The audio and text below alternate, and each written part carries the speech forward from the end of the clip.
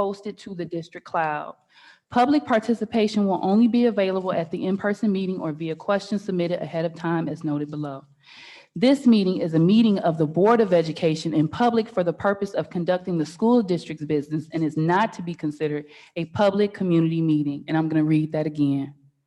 This meeting is a meeting of the Board of Education in public for the purpose of conducting the school district's business and is not to be considered a public community meeting. This meeting is an in-person meeting at the location listed above. Questions may be submitted beforehand to liz.goodwin@bhas.org or presented in person during the public comment sections as indicated in the agenda. Board members may be contacted through the emails listed below. Requests for special assistance, including for persons with disabilities, may be sent to liz.goodwin@bhas.org. I call this meeting to order officially at 5:33 p.m.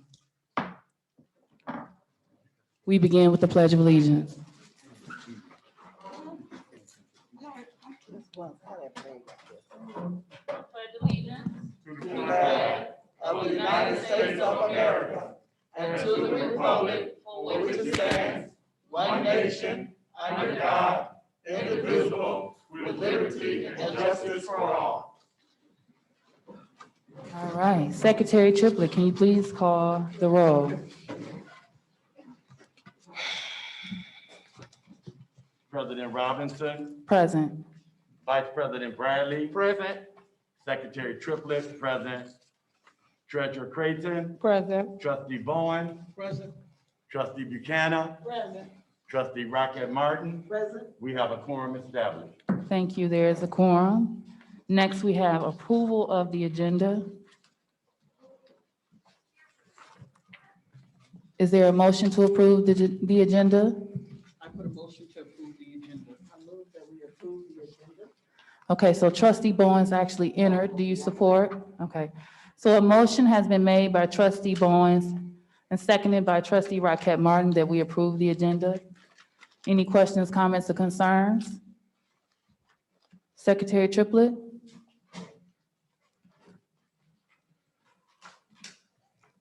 President Robinson. Yes. Vice President Bradley. Yes. Secretary Triplett. Yes. Treasurer Creighton. Yes. Trustee Buchanan. Yes. Trustee Rocket Martin. Yes. Trustee Bowen. Yes. Motion carried. All right, awesome. Next, we have review of our board norms. And as we've done before, I'm going to ask that you all read them together with me.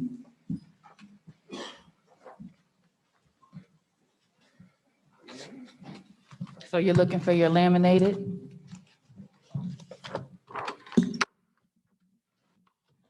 Okay, the Board of Education norms for Benton Harbor Area Schools. We will treat each other with respect. We will listen to learn. We will refrain from side conversations. We will use our time wisely, starting and ending our meetings on time. We will challenge ideas, not people. We will ask questions when in doubt. There will be no surprises at the board table. We will practice the 7 norms of collaboration. And our 7 norms are pausing, paraphrasing, posing questions, putting ideas on the table, providing data, paying attention to self and others, and presuming positive intentions. And just so everyone is aware, these are the norms that we utilize when conducting business at the board table, as well as interacting with you. And we ask that you utilize the same norms in interacting with us during our meetings. So thank you all. All right, next on the agenda, we have public comment on agenda items. And I apologize to those of you who have already heard me read this twice already, but I do have to read it again. The Benton Harbor Area Schools Board of Education recognizes the value of public comment on educational issues and the importance of allowing members of the public to express themselves on district matters. Today, there are 2 areas for comment on the agenda of which you may decide when to speak: public comment on agenda items and open public comment. We request that each interested participant complete a public participation form using legible writing to ensure that responses are appropriate and properly focused.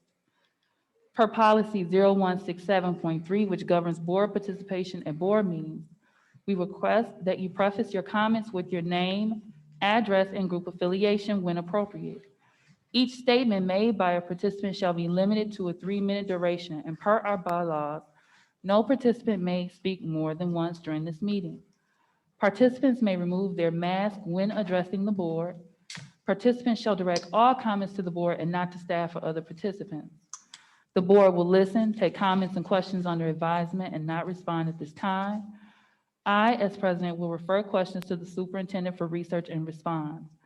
Please ensure that your public participation form includes your contact information as requested. If you have specific questions for the board or executive team that require follow-up, please email those directly to liz.goodwin@bhas.org. And just to clarify, because there are some new members here, so if you have something that you would like to speak on before we take a vote tonight, then now is the time that you would speak. If you are wanting to listen to the meeting and then give us insight or opinion after the meeting, then you may want to speak later. So I'll ask, is there anyone here for public comment on agenda items? Mhm. Well, I have a comment, but I'm not sure if it's. Okay, so we'll let Mr. Barnes come because he's starting, and then we'll. Do you Okay. have an agenda? All right, you have the floor. Mr. Barnes, we want to make sure we have our timer together. Ms. Goodwin, timer.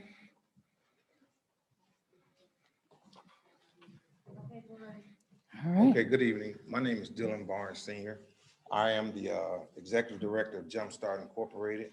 I come before you today respectfully requesting a meeting with members of this board and staff as it relates to the acquisition, revitalization, and saving of the Bar School building.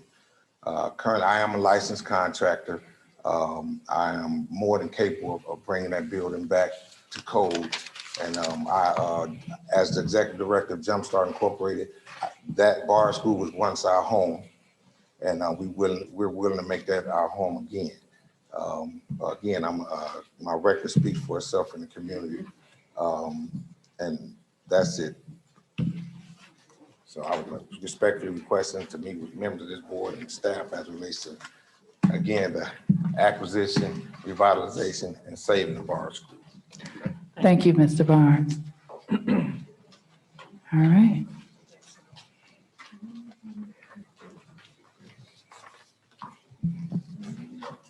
Hello, my name is Donnie Meeks Jr. I'm the Vice President of Jumpstart.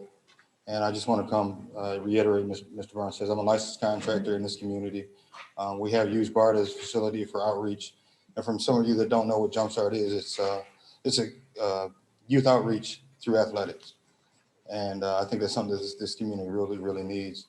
BART was a good home for us, and we hate to see it go. I'm licensed in asbestos abatement, licensed contractor, excavating contractor. So hopefully we can sit at the table and come up with a plan between the school board and us to save that building. Thank you. Thank you. Anyone else on public comment on agenda items? You can come forward. Yes, yeah. Okay, I just have a concern. You can come forward.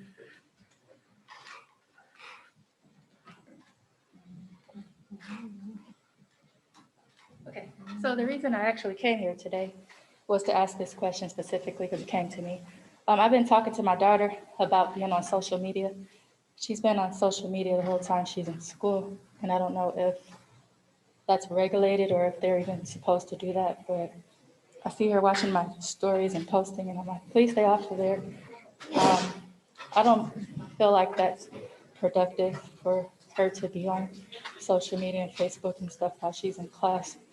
And so just wondering if there's something that could be enforced or if someone could help limit her access to So what we would ask, if you could make sure you get a public comment form and get your information on there to Ms. Goodwin, because what we need to know is what class is your daughter in that she has the freedom to be on social media during class. It's like the whole day. Okay, so if you could so what she was saying, Trustee Buchanan, is that she has a concern, she has a daughter that she's noticed is on social media all day when she should be in class being productive. And so she's wondering, what is our process and policies for monitoring that? But because she feels like her daughter is having too much free time. And so if you can make sure we have your contact information and we can look into that. Okay, thank you Thank very you. much. Thank you. Anyone else for public comment on agenda items? Okay. So on the agenda item, Mhm. I'm not sure I understand. where There's an agenda and there's topics, and if you have a question based on topics, you can ask. Okay, well, I'm here to support the Unmask Our Kids movement that's basically outside the door out That's not there. on the agenda. That's not on the agenda? That's not on the agenda. So you're not going to talk about that? No, so to clarify for you, we have no agenda item on Masb today. And so the way that we structure our agenda is that most boards have one public comment session. We try to ensure that we can hear both voices before we take a vote, and then also give you a space to talk after we meet, if there's something you want us to hear after we've had the meeting. So the first part, this part is for agenda items only. Is there going to be a part for? Yes, there's an Okay. open public comment, but I do warn you all that our meetings tend to be lengthy. So you could be here quite some time waiting, but you are more than welcome to do so. Okay, that's going to be this evening here, right? Yes, Okay, thank you. all righty. Thank you. Anyone else for public comment on agenda items? All right, hearing none, we will proceed with the agenda. Next, we have approval of the minutes. If you all look in your packet, the thick packet, we have the minutes pre-printed out for you, but they were also emailed to you in advance. Today, we are asking for approval of regular section 8/10/2021, special session 8/20/2021, closed session 8/20/2021, and special session 9/2/21. Is there a motion for approval of the minutes? So moved. The motion has been made by Secretary Triplett and supported by Trustee Buchanan. Any questions, comments, or concerns?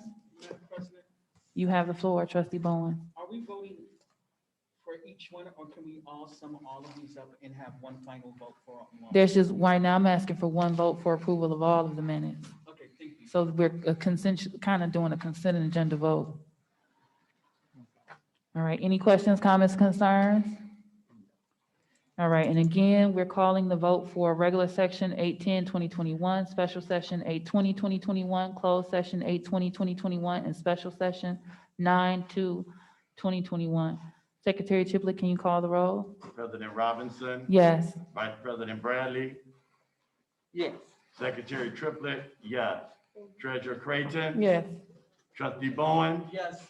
Trustee Buchanan. Yes. Trustee Rocket Martin. Yes. Motion carried. Secretary Triplett, who made the motion? I did. You did, and who supported? Ms. Buchanan, Buchanan. okay, I thought so. Thank you for double checking, Vice President Bradley. All right, so next on our agenda, we have board business, and we have a performance by the Fairplain Middle School Summer Choir. Are they present?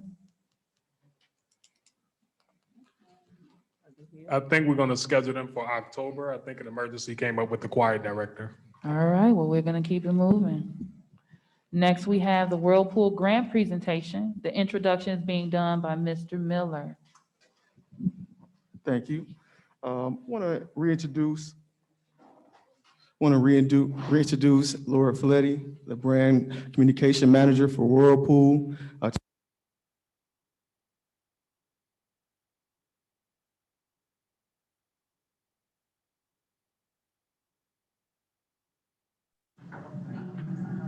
For having me back. It's an honor to be here again and continue to partner with the great event in Harbor. As you guys may, I hope, are aware, as of the last week of August, we have formally installed all of the new washers and dryers across the district.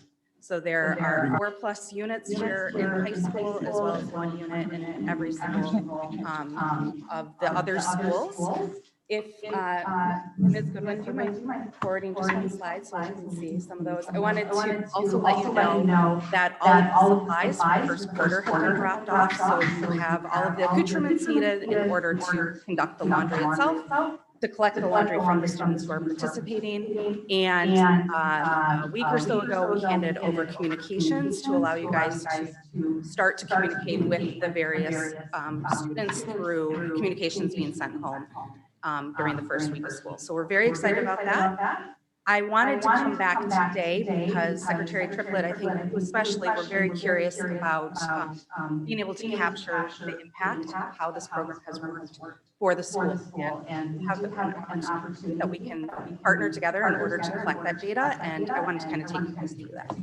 So if you don't mind going forward one slide.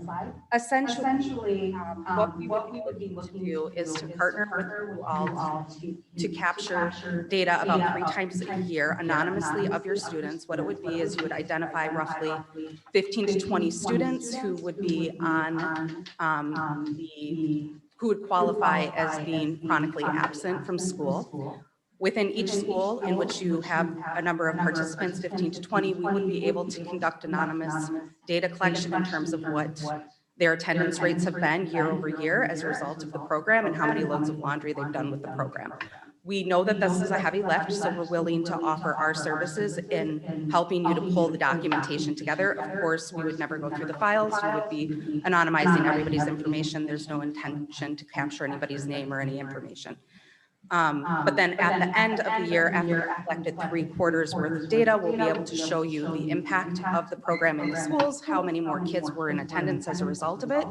We'll summarize it for you over the summer and be able to give you a readout in terms of overall performance. And because we recognize that this is no light lift and that there will be additional work that will be required of the school, for each of the participating schools that has 15 to 20 or more students participating actively in the Care Counts program, we will offer a $10,000 annual grant to offset any sort of administration costs or any other costs that may be so incurred as a result of the program. I know that the question is going to be, well, how can we use those dollars? And I want to assure you that that is up to you. We do not dictate how that money gets used. I have put together recommendations based on other Care Counts schools that are in the program nationwide.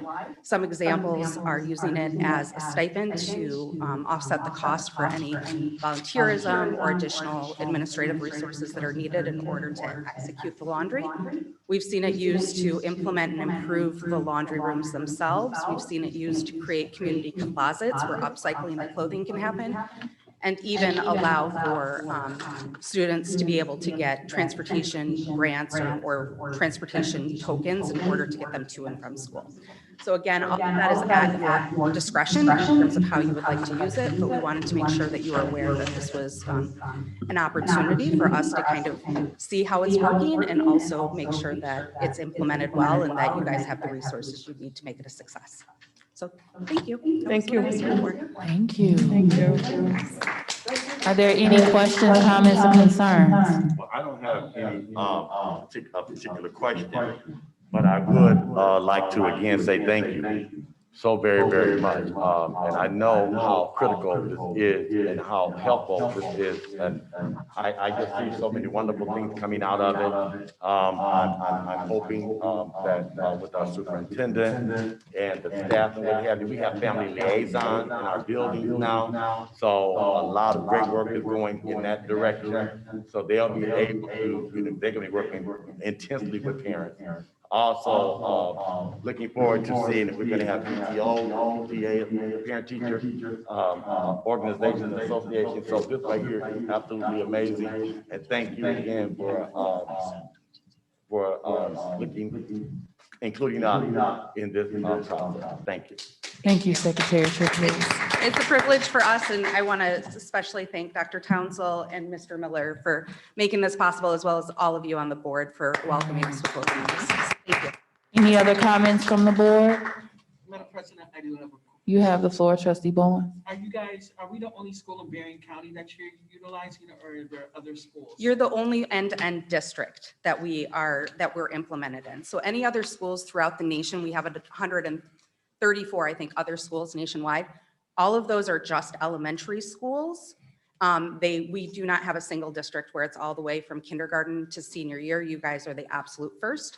And so we'll be the first to be able to measure what the impact is all the way from kindergarten to 12th grade, which is what we're really excited about, because to date, we've only really been able to focus on those elementary students. So you guys have really enabled us to grow this. So we're the only elementary schools. I'd have to double check and make sure there's not another school in Berrien County, just because I want to make sure I don't misspeak, but it is my understanding or my belief that you guys are the only school district in the county. Yes. Okay, Yep. thank you. All right, anyone else? Vice President Bradley? I just wanted, real quick, I just want to say thank you. I did get a chance to see the setup in one of our elementary buildings this morning. So thank you again. Yes, thank you. All right, awesome. Thank you Thank so you so much. much. It's always a pleasure to see your smile, and I tell you, I think you are fabulous. You know I'm a super fan of you as well, so thank you. Sorry, we had to break code for a second, everyone. All right, next we have the esports presentation, introduction being provided by Dr. Townsend. Thank you. So I had the privilege of living in the community and going amongst our young people in the communities that they live, at the recreation centers where they hang out, and really just get a pulse on what is it that will keep you excited about school, what more can we do as a district to engage you, how can we, kind of be leaders in Southwest Michigan in a specific area. And we talked about esports and what it's doing across the country and what it's actually doing in the state of Michigan. And kids said, man, Dr. Towns, if you can get that here, that's a game changer for us.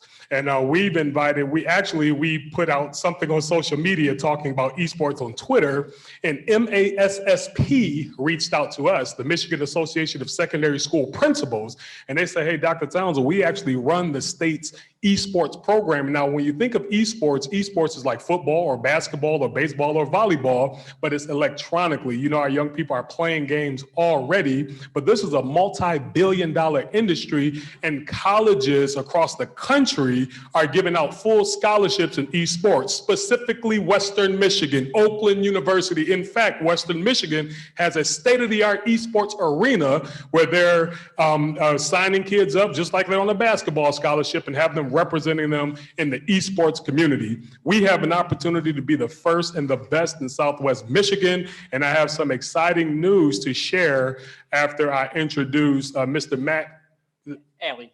I was about to And say you just Slade. I stole got my you in mind. entire presentation. Oh, okay.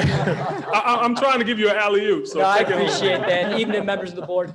As Dr. Townsend said, my name is Matt Alley. I'm an associate director for the Michigan Association of Secondary School Principals. I know over the last year, you have a lot of difficult and stressful topics at these board meetings. This is absolutely not one of them. So this presentation is on our esports league, the Michigan High School Esports League. To frame this and how the Principal Association got involved, we're going to flash back to April 2020. I was fresh off our large student leadership state conference. So I run all of our student programming. Our student leadership state conference has 130 schools, 2,500 kids join me for a weekend. In April, forecasting out, I was super bummed. I knew nobody was going to let me do in-person programming.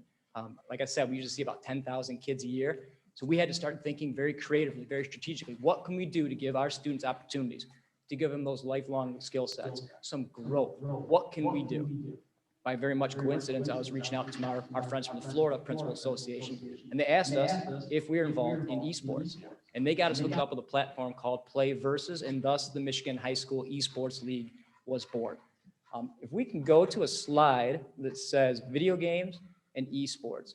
I usually like to kick off these presentations with the quick descriptions behind both, because there's a big stigma involved, a huge stigma. I was very much guilty of this as well before I started digging deeper on what esports really was. So from the video game side of it, if you're imagining our students in their basement, 3 a.m., eating Cheetos, drinking Mountain Dew, video games, right? Nailed it. That still exists. It's one-on-one, it's recreational, they're having fun, but it's very much on their own.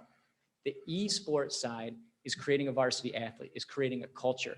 It's team-based competition in very strategic games that our schools and our coaches run throughout the state. They have tryouts, they have practices. Believe it or not, they watch film. They work on curricular skill sets. Esports across our nation is catching on like wildfire. And it's also in the best interest of our students. And I'm going to explain that in 3 main buckets: our career side, our college side, and that curricular and culture side that I'm a big fan of. Then next slide, please. From the, I don't mean to make you work too hard, I'm sorry. From the education and esports side, It offers a number of different opportunities. If you can go one more slide forward, where I'd like to start this presentation is from the career side. Right now, esports is annually a $180 billion industry. Annually, $180 billion. That's more than the music and the movie industry combined, which means moving forward and looking at the trajectory of esports, there are opportunities and there's career paths and career fields that our students can immediately entrench themselves with and learn with and get excited about taking part in.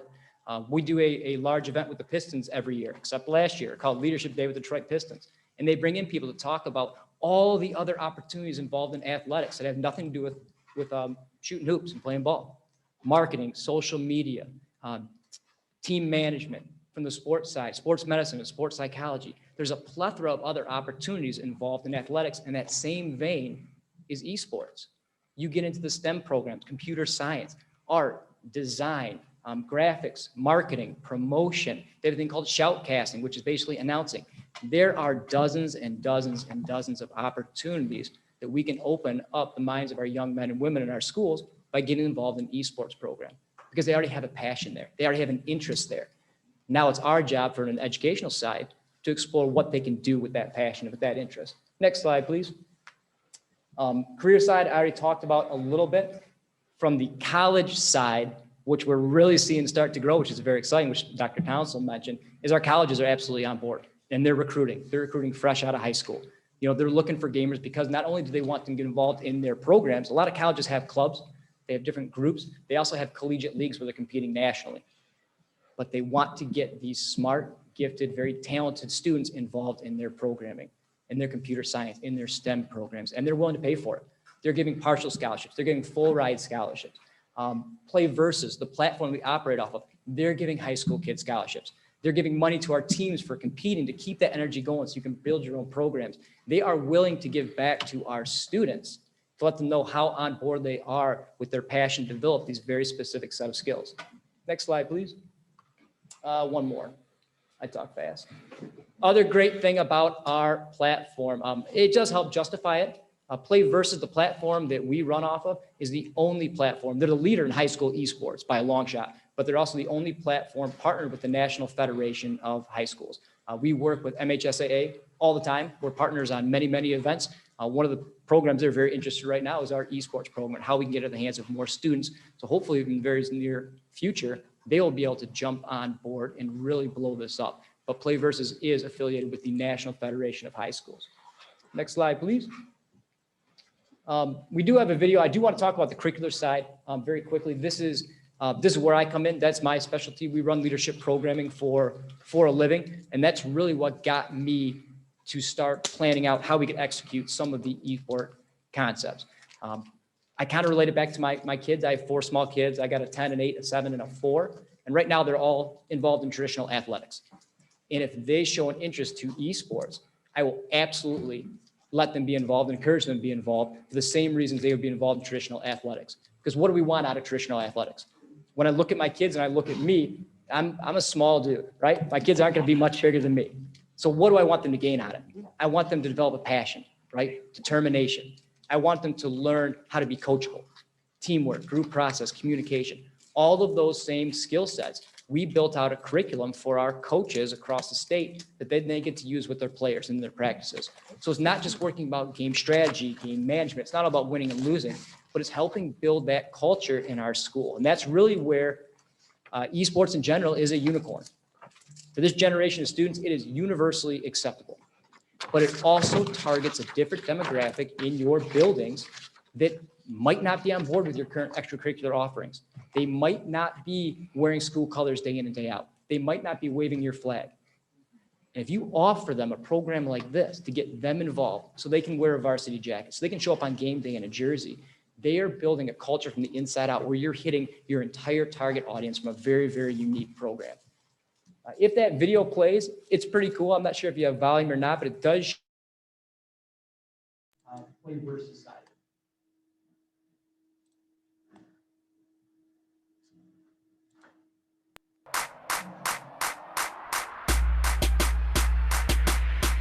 The top 3 benefits that an esports program provides for a school district that an administrator needs to know: student engagement, scholarship opportunities, and career pathways. And that doesn't necessarily mean that they have to be professional players, but gaming is a $140 billion industry, which means that there is a plethora of jobs out there. Players get to develop life skills. These are important skills that will continue on past their high school career. Time management, leadership skills. So there are many life skills that are used to be part of a team that grow as part of being a play versus team. Being on the esports team here, it's changed me in a way that I strive to be on league more often. When we study together, and then right after, as long as we all finish, then we jump on league and play games. I think it's prioritizing both our academics and our free time. You can get into schools with scholarships for esports now, and people who play esports are more exposed to the tech scene and to the game design scene. So there's lots of opportunities there. There's really no limitation to who can jump in on a team, instantly bond with their teammates, and begin playing.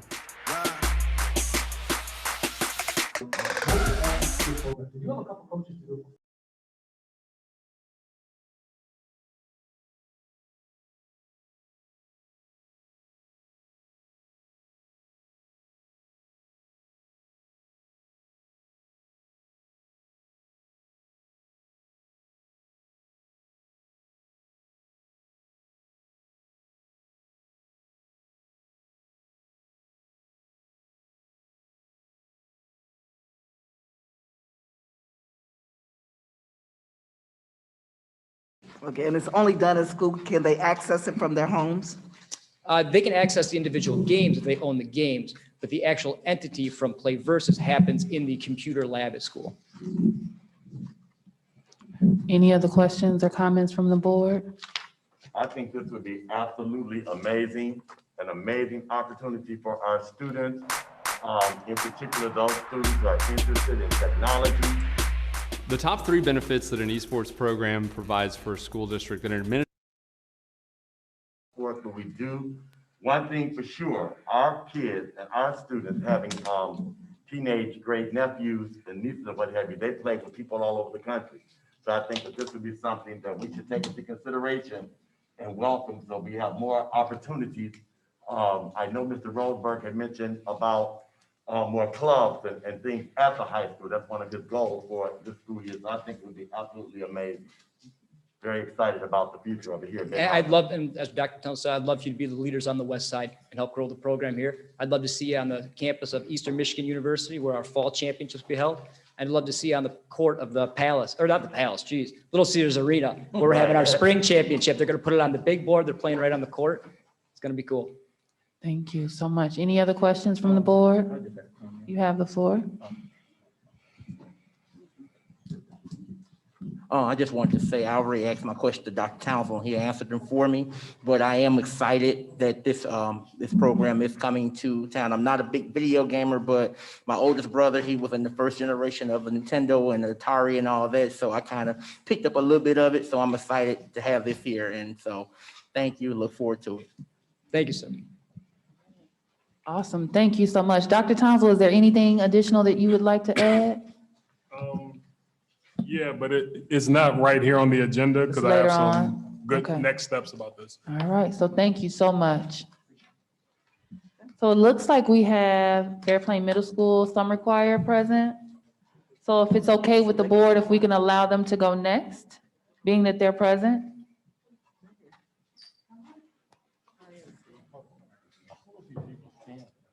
And for the individuals that are standing, we do have seats available. You can have, there are seats in the front if you'd like to sit. Might be here for a while, so you might want to get comfortable. We have quite a bit on our agenda.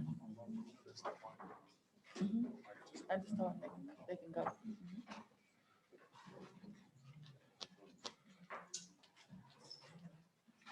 Don't come here acting shy.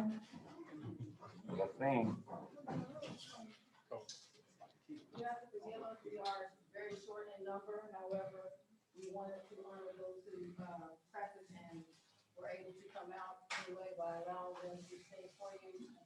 So hopefully do it. One little second. Take your time, no rush.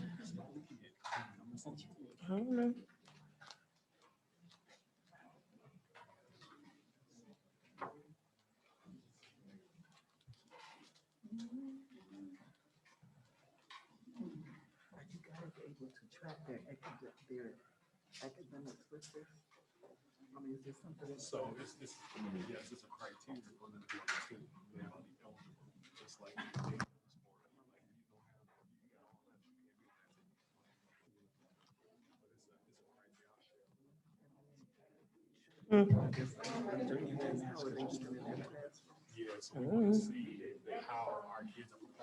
Do we have any more chairs? It's gonna be another motivator.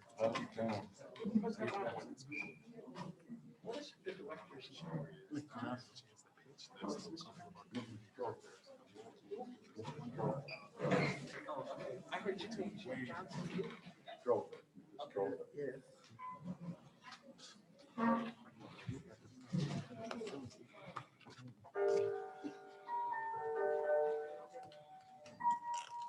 Would you please stand with us and lift every voice?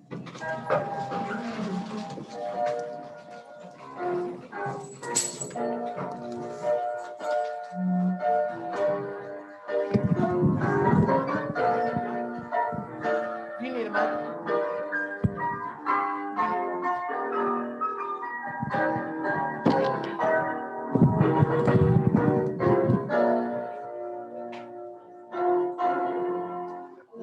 Every voice and sing, till earth and heaven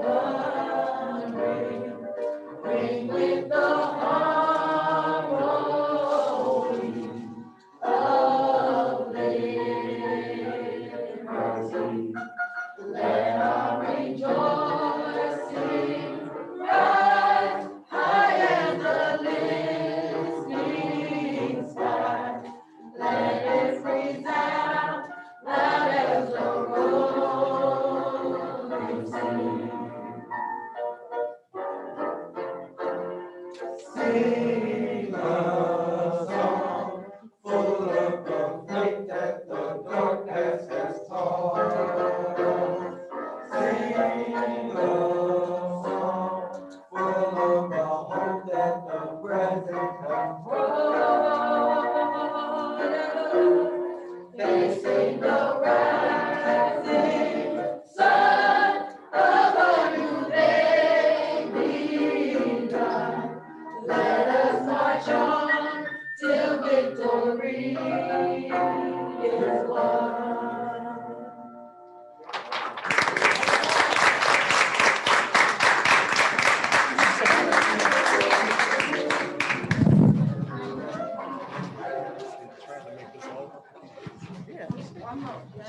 If you guys could for me, spread out a little bit. Spread out, yeah, spread out a little bit more. Come on over this way. Spread out just a little bit more for me. Thank you, thank you, thank you. You, I need you to step out here. Can everybody see me? Is, jumping over there. Spread out just a little bit more. Thank you. Can you see me?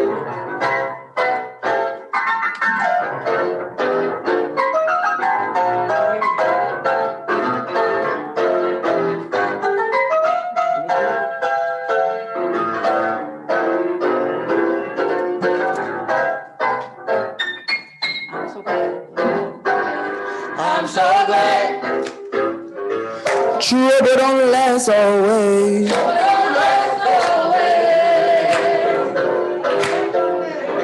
so glad.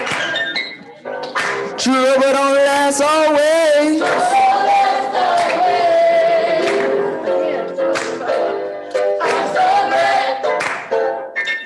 Trouble don't last always.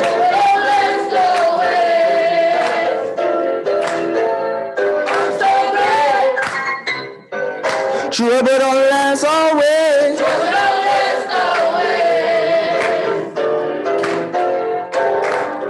He may not come when you want him, but he's on time. In times of trouble, I found him to be a friend of mine. When the storm clouds rise in your life, I know he'll be there.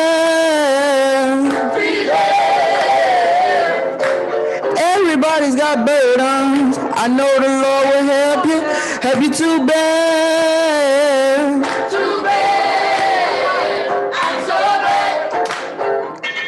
Trouble don't last always.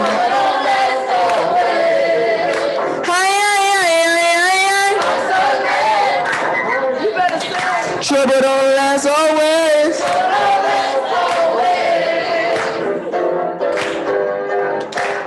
He may not come when you want him, but he's on time. In times of trouble, I found him to be a friend of mine. When the storm clouds rise in your life, I know he'll be there. Everybody's got burdens. I know the Lord will help you to bear.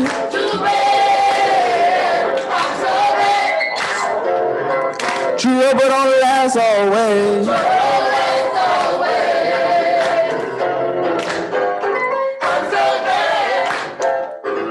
Trouble don't last always.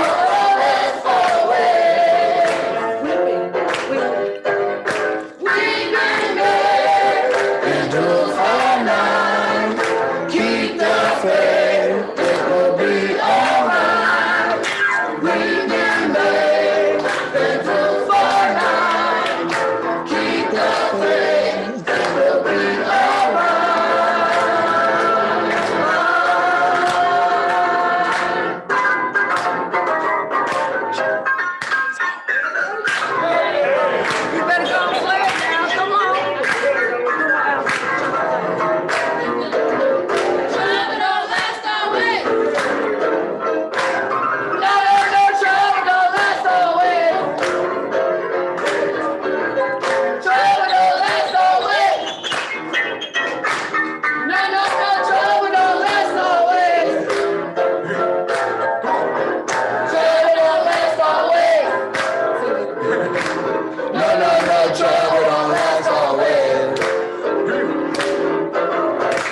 Trouble don't last always. No, trouble don't last always. Trouble don't last always. No, trouble don't last always. Trouble don't last always. No, trouble don't last always. Trouble don't last always. No, trouble don't last always.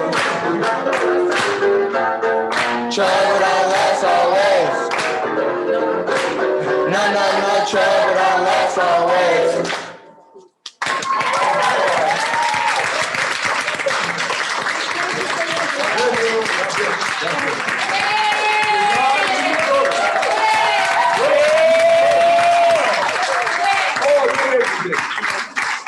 Put your mask up. Put your mask up.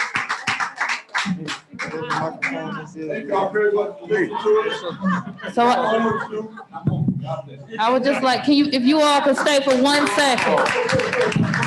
For 1 second.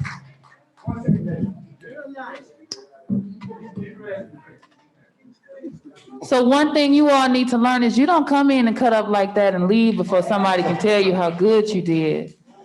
So you all did an awesome job this evening. And we're very proud of you.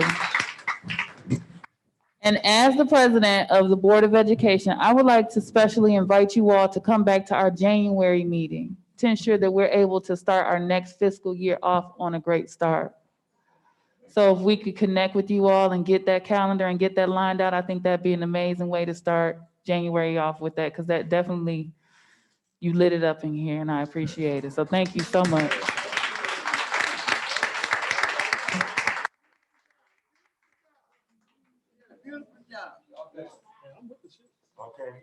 All right, now y'all, you didn't know that we were going to church this evening. You want to say something, Dr. Sheldon? Go ahead.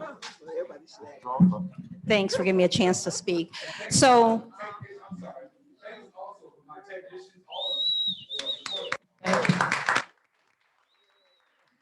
Dr. Sheldon currently has the floor. Go ahead. thank you. Madam President, I would like to give some context to this. Okay. Because a lot of people don't know what happened this past summer and the summer before with COVID. We received quite a bit of funding, probably 10 different funding sources. And we asked our teachers in an all call to come out and teach summer school after a very long, hard year. So some of the monies came with stipulations like going from 6 weeks to 8 weeks and going from 4 days to 5 days. And so what we did is we developed an 8-week summer school program, and in the afternoon, we developed camps. And we gave it over to the teachers and said, what do you want to do? And that was one of the camps. You have a group of teachers right here from Fairplain East. Every single one of them taught summer school. A lot of people sacrificed their entire summer from 6 weeks to 8 weeks of teaching every single day. Well, thank you so much for that context. And we appreciate our teachers who are here today and those who are not as well. Thank you so for everything that you're doing, going above and beyond for our students. So thank you. All right. I feel like we need to get the collection plates out for an offering, but we'll move right on forward. Next on the agenda is choosing the MASB delegate and alternate for our November 11th assembly, which is in Grand Rapids at 6:00 p.m. Liz, did you get a chance to check? Did we have an alternate from our organizational meeting? You are the, okay. So I knew that, I remembered Vice President Bradley was selected as the delegate. I couldn't remember if we had selected an alternate. I don't, oh, you know what? We'll have that conversation after the meeting. So my recommendation would be that we select Vice President Bradley as the delegate and Secretary Triplett as the alternate, as we've already voted. We have to formally do that in this meeting. So is there a motion to select Vice President Bradley as the MASB delegate and Secretary Triplett as the alternate for the November 11th assembly in Grand Rapids at 6:00 p.m.? Is there a motion for that? I put a motion on the floor that we select those two gentlemen. All right, is there a second or support? I support.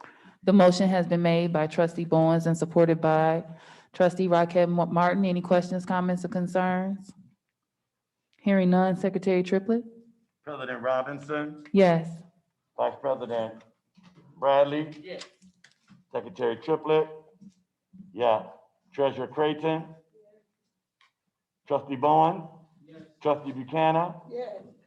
Trustee Rockett Martin. Yes. Motion carried. All right, awesome. Next, we have reframing board behavior.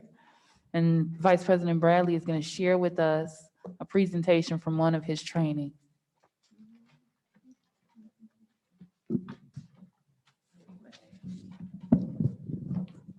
Good evening, everyone. Good to see everyone. I'm going to be very brief.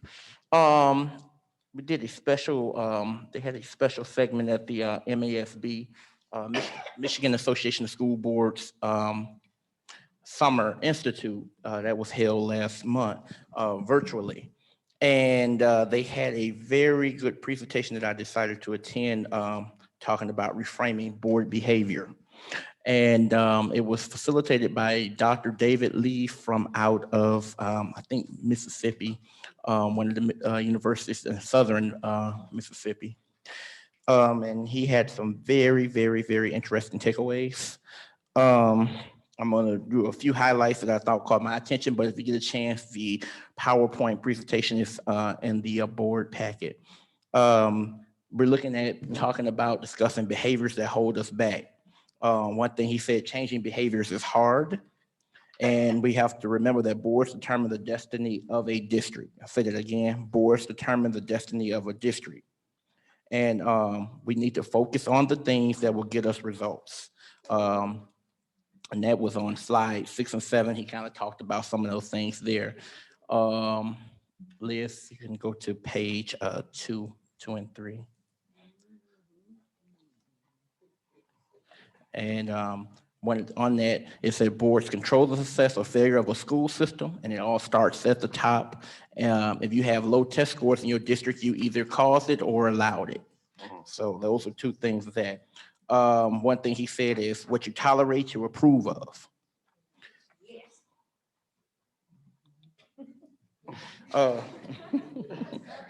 That's okay, you good. I'm looking at it here on my computer. When you change the way you look at things, the things you look at change. So how we change that mindset, you always hear me say mindset changes. It's hard to change a mindset, but if we start changing the way we look at things, we can change the way, when we change the way we look at things.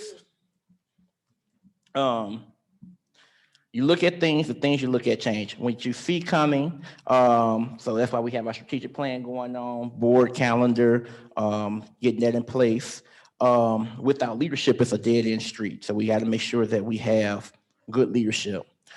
Change isn't a problem until you put a face to it. And I found that very interesting because, you know, a lot of people, a lot of times will say, oh, we want to see changes. Oh, we want to do this, want to do that. But then when someone starts coming in, you put a face to that change, that tone changes.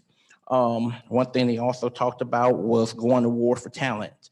And they said, if you aren't an effective board, your good people will leave you. Who stays then? People leave, bad bosses. So making sure that we as a governance team are working as a team.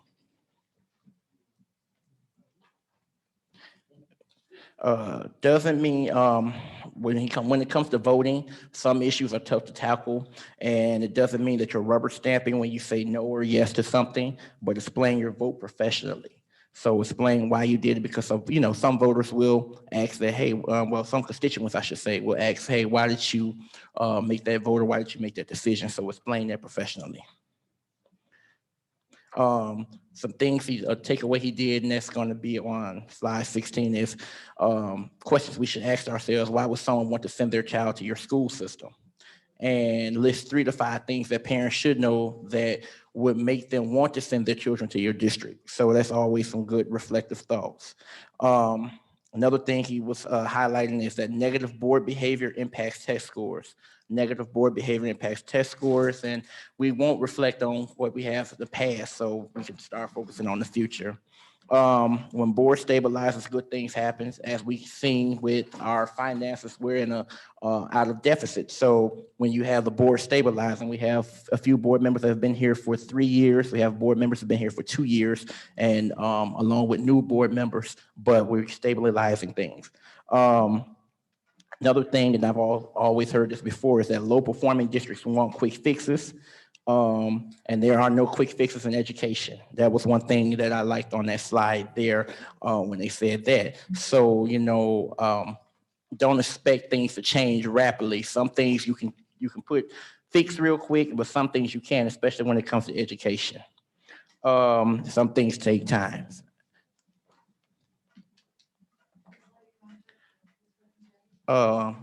Page 10.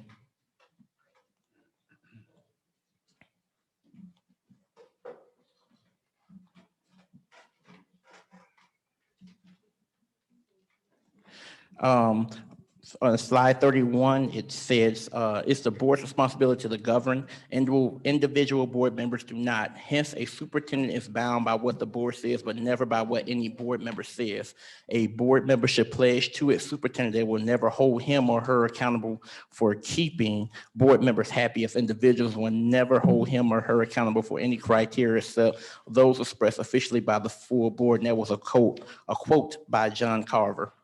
However, there must be a bond between the superintendent and board. So how do we work in sync with each other?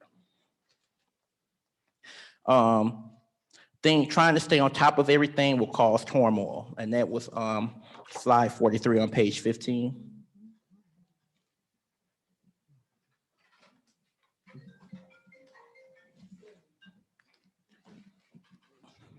Just to clarify, if there's any members of the public that would like to see this presentation, it is hyperlinked into our agenda. So you can go to the website and access this actual full presentation if you're interested. Yeah. And let me get through this. Also, let's see. What are our success indicators? Have a plan designed for success. Superintendent working as a team. Don't blame poor results on a lack of resources. Great leadership is in great demand, a very scarce quality. If you don't have it, find it, pay for it. School improvement starts at the top, board level, and don't yield to special interest groups is one thing that he was kind of in there interested in. Like I said, it was a very interesting presentation. The mission statements are the how-to statements or action plans that help schools achieve their vision. And, you know, with strategic planning coming up, that's definitely going to be a thing we're going to talk about. He talked about the 3 Ps that hold us back. Politics, that's slide 49, thank you. Politics, personalities, and power struggles. So like I said, there's a lot of stuff in there. I'm almost got one more page.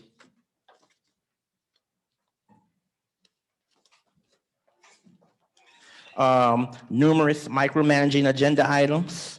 More training is not the answer. Hard to see problems when you're in the frame, and check it, the ego at the door was a few of those things. So like I said, it was a very good presentation.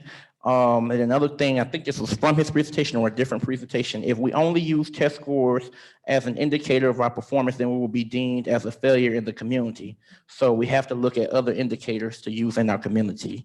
And every person we hire should be better than the last. So board members, when you have a chance, take a look at that. And if we have another retreat outside strategic planning, I think this will be a good presentation. Yeah, thank you.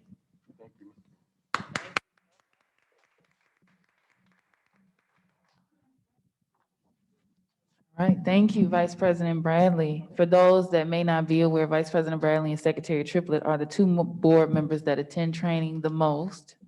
Next would be Trustee Rockette Martin, I would say, and then myself are probably hand in hand. So that's why we've selected them as our delegates, because we do a lot of training as a board, and we don't necessarily discuss that training, but we have tons of training in various subjects by the Michigan Association of School Boards. So this is a presentation that Vice President Bradley attended.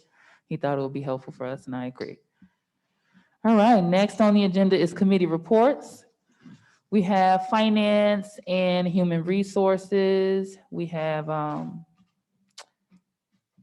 Treasurer Creighton is the chair of our Finance Committee, so you have the floor for your report. She's also the chair of HR, so you can choose to go whichever committee you would like to start.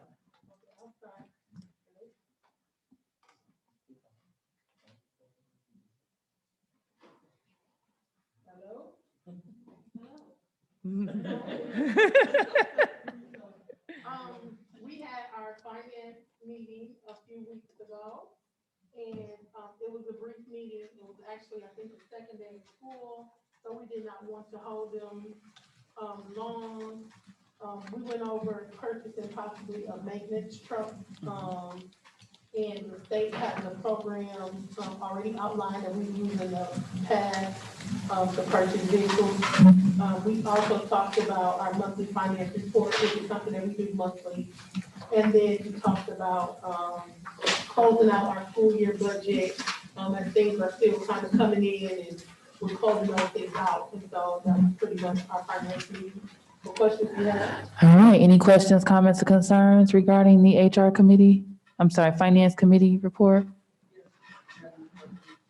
You have the floor. With the finance, I heard you say about purchasing a maintenance truck. I was out this summer and it was brought to my attention that some catalytic converters were removed from the trucks. Has there been any insurance claims or anything that was done with that?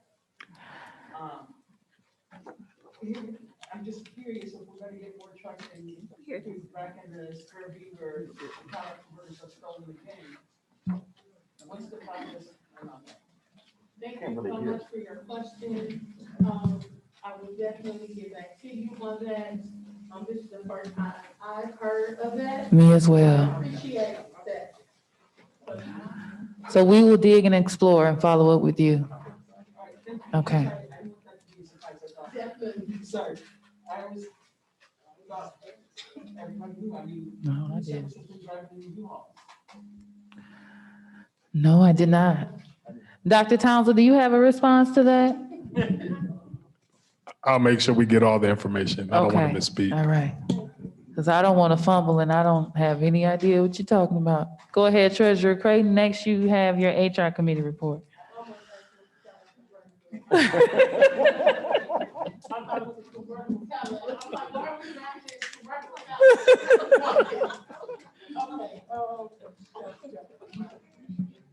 All right, so HR, we had our HR committee meeting, a few weeks ago as well. We talked about staffing needs, as we were opening the school year. We had a few resignations and also new hires. I think it's fair to say, we did have a special meeting to, vote on and possibly improve some of our new hires and resignations. So I think it's safe to say we need to update on that. So I don't have the update for you today. And then also, one other thing that I think is fair to say that I thought about, is, police bonuses. For the people that stay in, some of our staff, we do have a high staff turnover, but we also have a high number of people that are here that are committed. And so we're still looking for creative ways to compensate them. All right, thank you, Treasurer Creighton, for the HR report. Any questions, comments, or concerns from the board? Trustee Bowens? I'm just saying, thank you. It was good to hear about the retention bonus. I did send an email to you guys, requesting, and I talked to some board members on our janitorial staff. They weren't during the pandemic. We're still in the pandemic, and they're probably one of the lowest paid. And we need to show appreciation, because they keep our buildings clean and everything. And I think it's imperative and important that the board finds resources and make sure our janitorial, if we need to bring them back in-house, do whatever we need to do to make sure they get the hazard pay is something that shows they're paying what they're worth. If it wasn't for them, our buildings would not be how they are. And we need to show them they deserve better. So thank you. All right. Thank you so any much. And other- I think it's fair to say that all of our staff, because when they come for you up here, and it's a whole right section of teachers and you, so I think it's fair to say that all of our staff could use. Yeah, so thank you, Mr. Bowen. You can respond. Yeah, and it's nothing against the teachers. The teachers and everybody do a wonderful job. It's just that when you have your janitors and teachers, our janitors are, not to put their business out, I'm making more than a janitor. And when you have them, they live in our community, they get in and they're exposing themselves to COVID, and we're not showing no appreciation. And yes, if they're often overlooked and outsourced and everything, and that's what I'm stating. I respect the teachers. I applaud you. You guys want to deal with my nephew, especially you, Ms. Ward. So. All right, thank you, Trustee Bowens. Any other questions, comments, or concerns for our? I'd like to piggyback on that, and I think we've had this discussion in the HR department. And also, you know, with the, you find out what people are actually being paid. And what really concerns me, being a member of that particular committee, is that the majority of the people that I've noticed in those positions are basically citizens of our community.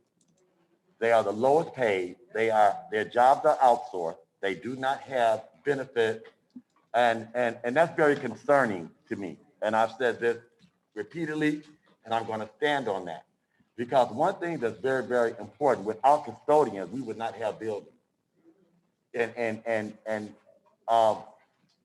It's very important that you make people feel whole. And these people are not walking out of here and leaving for no reason. We cannot sit here and act as if this is not a problem. But I know this is something that I have discussed with the superintendent. Rome was not built in a day. I'm excited about the new role of Mr. Miller, who is working directly with our facilities. So we haven't had a chance to just really dig down and have those conversations. I don't want to be, too negative in that. in that arena, but that is something I would like for, if at all, Dr. Townsend. That is something that is very concerning to me. It has been disturbing to me for some time. But again, thank you so very much for being able to respond. All right, any other questions, comments, concerns for our HR committee report? Thank you, Treasurer Creighton. No problem. And because there's more people here than normal, I just want to make sure that the community is aware that Treasurer Creighton is our chair of both our finance and our human resources departments. And I know that everyone read the article that says that we are good on our budget for the first time in 14 years, but I don't believe Treasurer Creighton shared that with acknowledgement that she's the treasurer of the board and also the chair of the finance committee. So I just wanted to give her that personal acknowledgement today. Well, tell and I her would your like job to, well done. and I appreciate that. And actually, we have to thank our finance CFO. director, our CFO. Yeah, we gave him a Mr. Scott standing Johnson. ovation last week, so thank you. All right. Next, we have our Curriculum and Special Education Committee report. Secretary Triplett. We did have a very nice and quick meeting. We got an opportunity to meet and talk with the Director of Literacy, Dr. Kroll. Is it Dr. Kroll? Did I say it right? And I think that, you know, that's something that the HR department and the Teaching and Learning Department division has really, really been working on, because we have people to move in and move out, trying to fill those positions. And so that was very comforting to know that they were on top of this, and that, you know, they're moving as it relates to literacy and our grants and our programs. So it was a very informative presentation. We also had an opportunity to see up close and personal our Return to Learn plan. And our teacher in training program update status was given to the curriculum committee. And I think we had a very good curriculum meeting, an informative curriculum meeting. And I think that sums it up. I think Dr. Shelton will probably have something later on, because we, at that particular juncture, there was not going to be anything presented to the board. But I see tonight, you know, they said things changed. Something will be presented as it relates to CTE. So that's our curriculum report. Thank you, Secretary Triplett. Any questions, comments, or concerns regarding the curriculum? I Committee did, report? Madam President, have a question, but it was more or less the CTE credit exchange. So I thought that maybe they talked about it in their meeting, but I could say my question. For that report? Yeah. Mhm. Okay. All right, awesome. Any other questions or comments for Secretary Triplett? Hearing none, Vice President Bradley, Facilities. Good evening, everyone, again. We had a facilities and ops meeting on August 17th, and full committee was present, and so was our central administration representative. We discussed the roofing assessment, looked at immediate needs upkeep, and we were discussing we would replace all the roofs. It will be upwards of $5 million. We currently have over 14 acres of roofs, including the buildings that are in use and the buildings that are abandoned. We discussed our high school boilers, and we addressed that issue at our last special meeting. So many of the issues that were brought up in the during committee were discussed at the special meeting, including piping, repairs, replacement, options. And so I was able to virtually attend the special meeting and listen in on that. And I'm glad that we got that resolved to try to get those repairs done. We discussed some safety issues with the abandoned buildings that are on table for or in discussion for demolition. We had squatters and children playing in them, and one building is a squatter in another building. And so that's a safety issue we're trying to address. We looked over a few of the school due reports to see what was going on with some of the maintenance issues, and Mr. Weber also explained what was taking place behind those reports and what was going on. This is shortly, about a week before school started. So we discussed how the building issues were being reported, and how they should be reported, and what process needs to be how that should be done. We discussed admin guidelines, and then looking at how event work orders are to be done. Also, there was a request sent to all the building principals to get work orders submitted. So like I said, the meeting occurred before the first day of school. So we were discussing how we need to get furniture moved from one closed building to another. We also discussed our staffing needs as pertaining to custodians and other facility personnel and job postings on district social media. And I know Trustee Bonds had said something earlier, and I'll say the rest for later on. Thank you.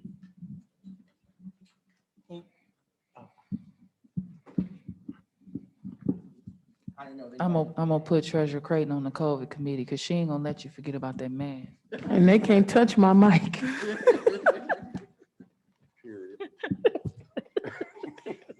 Sorry. Any questions, comments, or concerns for Vice President Bradley? Hearing none. Next on the agenda, we have Dr. Townsend. He's presenting Esports and the strategic plan. Dr. Townsend, you have the floor.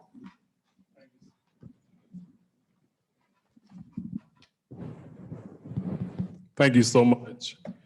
All right, here we go. Sorry, I'm all over. Here we go. Yes, so I had the opportunity. So we all heard from Mr. Matt from Michigan Association of Secondary School Principals. Just to reiterate, I had the opportunity to share this idea for students across many different stakeholders in the community.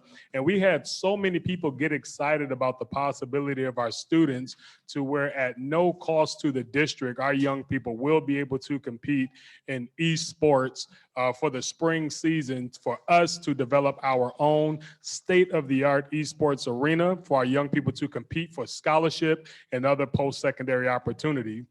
So the staff report is, I got the call on yesterday, as a matter of fact, and said that we have $25,000 that we want to give Benton Harbor area schools so their young people can participate in these sports. So what I have is a policy that dictates any donation grant in the excess of $10,000 be board approved. Policy 7230 states that all gifts, grants, or bequests having a value of more than $10,000 may be accepted by the board. The superintendent may accept for the board all gifts, grants, or bequests of any value from the state and local government, and he or she may accept all gifts, grants, or bequests of lesser value. Policy reference is 7230, gifts, grants, and bequests. Recommended action is that the Benton Harbor Area Schools Board of Education votes to approve the following donation to be received: $25,000 approximately donated by Whirlpool Corporation to support the esports program in Benton Harbor Area Schools. All right, thank you, Dr. Townsend. I've just noticed on our staff report SS2 that there's a typo. Under the policy reference, it says gifts, grants, and bequests. If we could get that updated for the agenda. And then is there a motion to approve staff report SS2? I'll make a motion to approve staff report. Oh, wait, I'm on air conditioning. Okay, no wonder, y'all probably confused about what I'm talking about. I'll make a motion to approve staff report number S1. Okay, is there a second? Oh, I got it, okay. Is there a motion? Oh, this one says BCAS too, so we'll have to, I don't know if it's just my paper, but it's on yours too? Okay. All right. So is there a motion to approve staff report as one? Vice President Bradley made it. Is there a second or support? Support. The motion has been made by Vice President Bradley and supported by Secretary Triplett. Any questions, comments, or concerns regarding staff report S1? I do have a question. Go ahead. I guess my question is not really about accepting the money. It's more or less, okay, so it does say 10,000 in one spot and then it's, okay. But my question was, have we already created a framework or how this would look? And has it been approved by the board already? So, no, to copy. The framework doesn't have to be approved. We're allowed to create activities for our kids. But yes, there's a whole situation. I'll forward everything to the Board of Education, Esports 101, so you can have any and every question answered. I've been researching this for I think I pre-messaged this a couple of times too. I've been researching this for about 2 or 3 months, meeting with superintendents in the state, and I'll forward all that information to every school board member in this week's status report. Thank you. Copy. Thank you. And great question, because we're voting to accept the funds, but we want to make sure we know how they're going to be spent. So any other questions, comments, or concerns? You have the floor. I will say, it's Whirlpool is being a community partner. We get the grant, we get the washing machine, now this, and I think we got something else. It's just very great to see, and I don't know, I'm not gonna say nothing negative, but it's just interesting to see their community involvement is coming forward. Thank you, Trustee Bonds. Any other questions, comments, or concerns from the board? Hearing none, Secretary Triplett? President Robinson, Yes. Vice President Bradley, Yes. Secretary Triplett, yes. Treasurer Creighton, Yes. Trustee Buchanan, Yes. Trustee Rocket Martin, Trustee Bond. Yes. Motion carried. All right, thank you. Congratulations, Dr. Townsend. Next on the agenda, you have your strategic plan update. You have the floor. Copy, test. Yes, strategic planning is very important in Benton Harbor area school. Let me get another mic. Let me get you. Can I use your mic?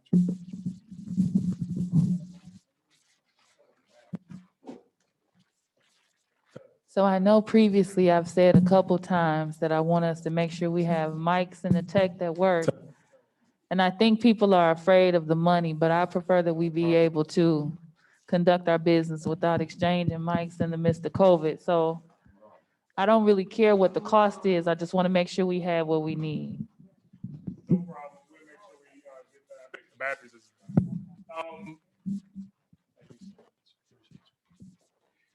Strategic planning update, as you know, extremely important for the future of Benton Harbor area schools. We must have a plan to see where we're going, and we must begin with the end in mind. And ultimately, we want all of our young people coming through the system to go off into something post-secondary, college, career, military, whatever, to be productive in our local, national, and global society.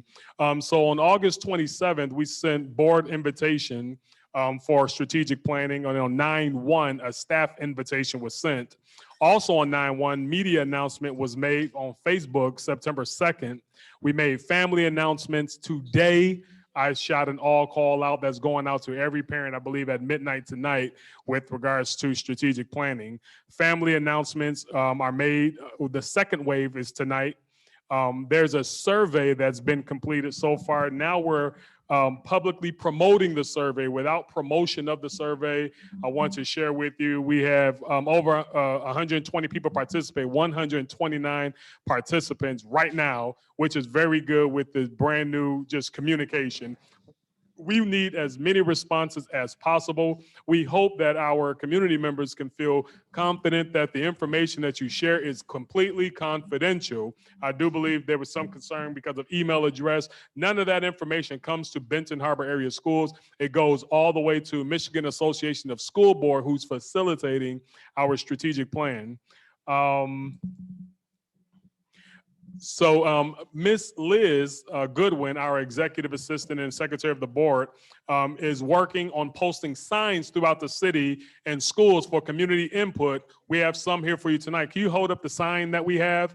At all entrances of every building in our district and some of your favorite businesses that you frequent in Benton Harbor area school, there's a QR code. You scan it on your phone. 4 questions. We need as many responses as possible so we can ensure that we're putting together the best strategic plan for the district. A calendar of events on what to be expected with strategic planning, and we need everyone locked in and engaged. 9/14, administrative input was held today, starting at 1 o'clock for a couple of hours. All administrators, supervisors, someone that hold leadership position in the district was available today to give all of their input.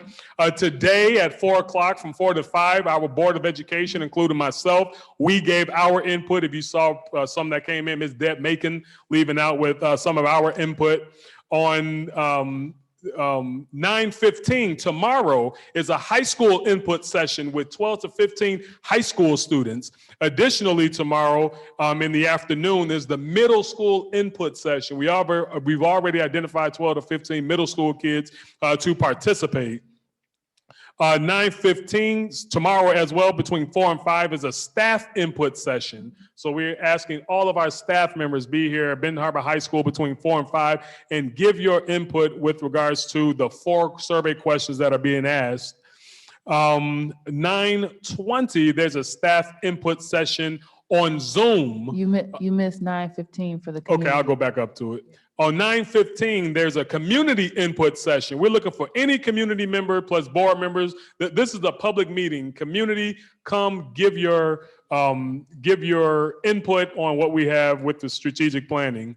9:21, there will be a community input session on Zoom to capture those that were not able to make it previously. And then on 9:30, which we will extend to the Monday after homecoming, because we know we have a lot of alumni coming. Homecoming is on October 1st.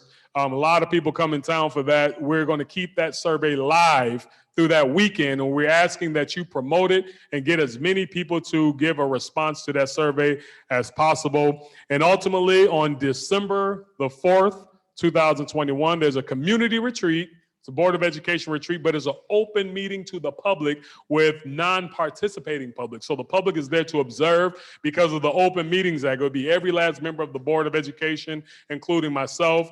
And we're going to get it in from 8:30 to 4:30 p.m., really hashing out what the strategic plan will look like for Benton Harbor area schools. This is a big deal for us, and we're taking this extremely seriously so the future can be cemented for the young people of Benton Harbor area schools. President Robinson, that's all I have right now. Thank you. All right, thank you so much. Are there any questions from the board for Mr. Dowdle regarding the strategic plan update? I know that we just got an update. Yeah, I think that testing. Now, I think that it's very important for anybody that's out here, the strategic plan. This is critical to our district. This is critical to our community. This is critical to all of our stakeholders. And so I encourage our teachers. I see the president of the Teachers Association. If these surveys can get out to our parents, and because we need to know what it is that people honestly feel that are part of our district, and not just people that are part of our district, but people who have left our district, but they live in this community, because all of that information is critical. It's something that we need, because when we come out of this is one of the goals for the superintendent, and this is something that a school district should have anyhow. We should never be operating without a strategic plan. And so please don't take it lightly. If you guys see it, it's on the website, as our superintendent said. Like for the community meetings and things, the board, we cannot even attend. So that you all can feel free to express yourself without feeling any type of intimidation or anything. This is just for you all. So please, I encourage everybody to fill out the survey. If you're not computer lit, I'm not sure exactly, Dr. Townsend, how the survey, this is the actual survey. But if they're not computer lit, we have copies of them available that people can get them. You can contact Liz Goodwin. They're and near get the them turned door. back in. Yeah. The copies are at the door if you'd like to take the survey today, and you can mail it in or drop it off this evening. Oh, yeah. Shit. So you would have to mail it to MASB, or you can choose to go online and just submit it that way. They got the address to MASB Yeah. on the back. Go ahead, Vice President Bradley. Just to add on to what Secretary Triplett was saying, I am excited. I've been hounding about a strategic plan or vision since I've been on the board, and we've had a lot of transition over the past years, and we don't want to focus on the past, we want to focus on the future. So the strategic plan is something that we can have to focus on the future. So make sure you up there, tell everybody about it, whether they graduated in 1945, graduated last year, tell everybody about it, spread the word, because, you know, I took a course on generational diversity, and every generation does have an opinion. So let's value those opinions and make sure that we're getting those out. Let's also make sure, you know, or you could take, you know, tell one or two people and be like, hey, you know, take the survey. It doesn't take long. I tried to get my mom to do it last night. She's like, I don't want to do it right now because it's too late in the day and I can't think right now. So, but I'm gonna make sure she takes it. And if you have different roles in the district, you're an alumni, take it once. If you're a parent, take it again because you may have different viewpoints on something. All right, any other questions, comments, or concerns from the board? All right, hearing none. Next on the agenda, we have business and finance. Mr. Johnson, you can proceed with the monthly financial reports.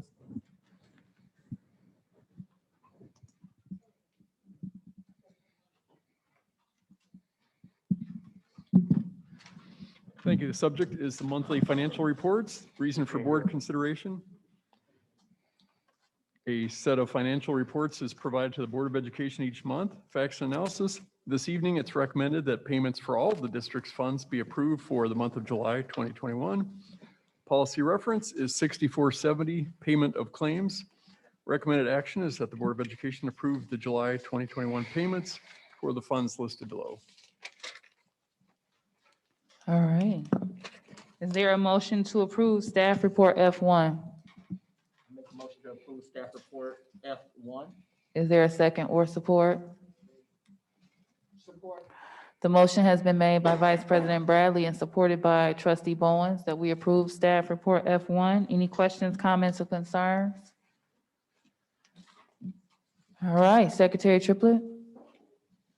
President Robinson, Yes. Vice President Bradley, Yes. Treasurer Creighton, Yes. excuse me, Yes.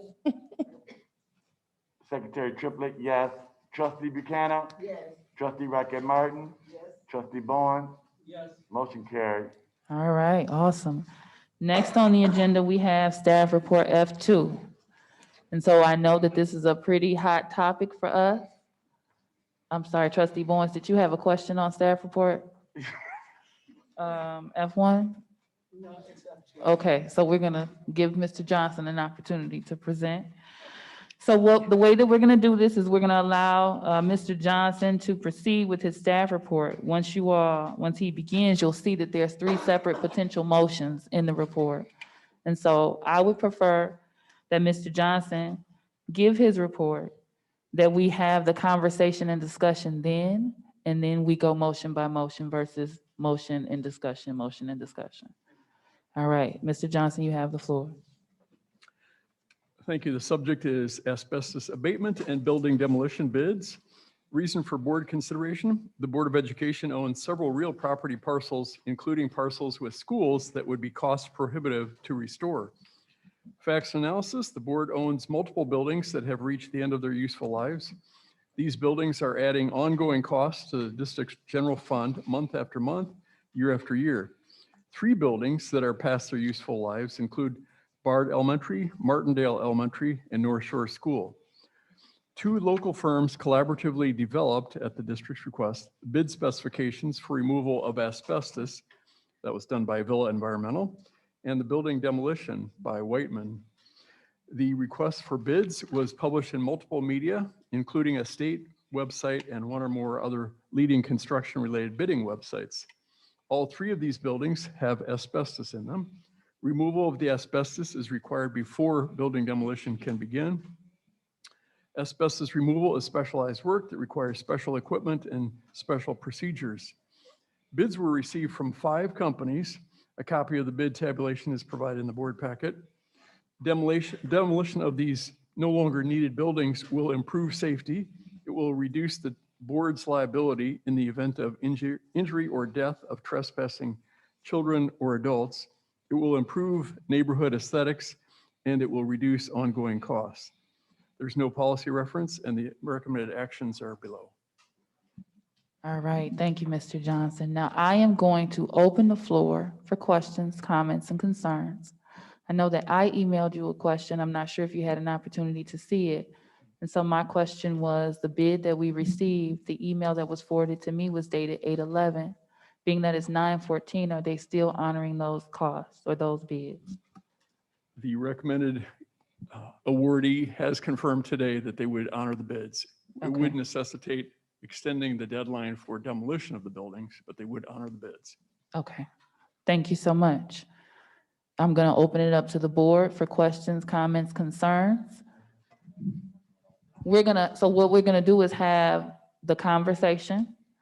I know that we've had 4 hours to discuss that, so I'm going to ask that our board members be mindful of that. And so what I'm going to do is give those who would like an opportunity to speak an opportunity to speak. I'm going to ask that you be mindful that we've already had a 4+ hour meeting regarding this topic. But I do want to give you all an opportunity to share your thoughts. You're welcome to say how you're choosing to vote, or if you're undecided, or whatever you would like in your comment. So Trustee Rockette Martin, you have the floor. I would like to, I heard the presentation from Mr. Bonds, and with hearing that presentation, I would just like to ask, you don't have to answer it now, but I would like to ask, what cost would that be to the district? So you're asking what Mr. Barnes is posing, what Right, cost would that be to the Right, they district? said that they could remodel it and do it, but I would like to know what that entails for the district. What cost would that be for the district, or if there is a cost to the district? So you could add, that's to Mr. Barnes or to whoever. Okay, and I don't believe Scott, Mr. Barnes know. is still present at this So you don't very have to time. answer it now. That could be something that you can Okay. email me or. All right, thank you so much. Trustee Buchanan. Yeah. I would like to try to answer some of your questions. For 25 years, I got a drill team. Mr. Bond had that building under control. And then they had another board member, I'm not calling no name, but they wouldn't let him get it. So that even when I got my grant, $3,000 for drawings was stolen out of there because they told him he had to get out right now. He is a contractor. And in that area, just think of this. Years ago, some people out there know Pig Miller, Corey Sterling, Corey Childs. All those kids was in our program in MLK building. We had cheerleading, basketball. And my drill team, Jumpstart supported them for 20 years. That my group is under them, and it was educational and everything. There's so much can happen on that corner. And all the kids from the project back then, they said we cheated. And here's the young man that was the coach. Boy, won everything, but we didn't cheat. So our kids ain't got nothing anyway, and nothing for them to do. So we need to, if everybody been hard, give him $2, he can get that building going. Thank you. Secretary Triplett. You know, for me, first of all, it's just professionally offensive to me for people to minimize or to categorize or to try to assume that people are just attached to things. And one thing that I've seen, see, I've never left. I'm from here. I don't ever say that I'm not from here. Okay, I made a conscientious decision to come back here. And I have stated to this Board of Education and to the superintendent, we have paid millions of dollars, and Trustee Bonds has even said this as well, as it relates to millions of dollars to Ben Risa and other people who have been contracted. And if you look at the shape of that building, You specifying Bard? Bard School in particular, not just Bard, Martindale, and North Shore. See, this is where I have a problem, because when I first came on the board, North Shore was getting ready to be sold, and we was talking to people, and they were getting ready to do this, and we had bids and contract. Now all of a sudden it's just unusable.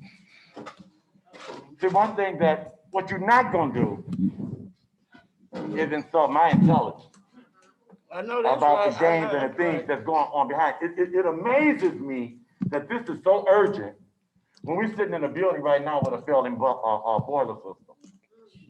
When our teachers are in buildings right now, we want to feel, we want to sit here and take $500,000 and it's not coming from our sinking fund. It shouldn't, because when we ask those people to re-up that millage, that sinking fund was to make better. People did not get an understanding. I say this to this Board of Education. They did not, when they voted yes and said they were gonna support this, they said they were supporting because they want our schools to be updated and better. Now, I would not, what I would not do, I would not say that I'm not attached or I do not have a connection to BHAS, because if you knew anything about the history of Benton Harbor area schools, there was a time when African Americans wasn't welcome up in this area. Black kids lived out east. And so when you hear people refer to BHAS in the African American community, they call it the old school. Because that's the old school where the black kids were welcome, where the black kids were educated. It ain't no old school because of no game.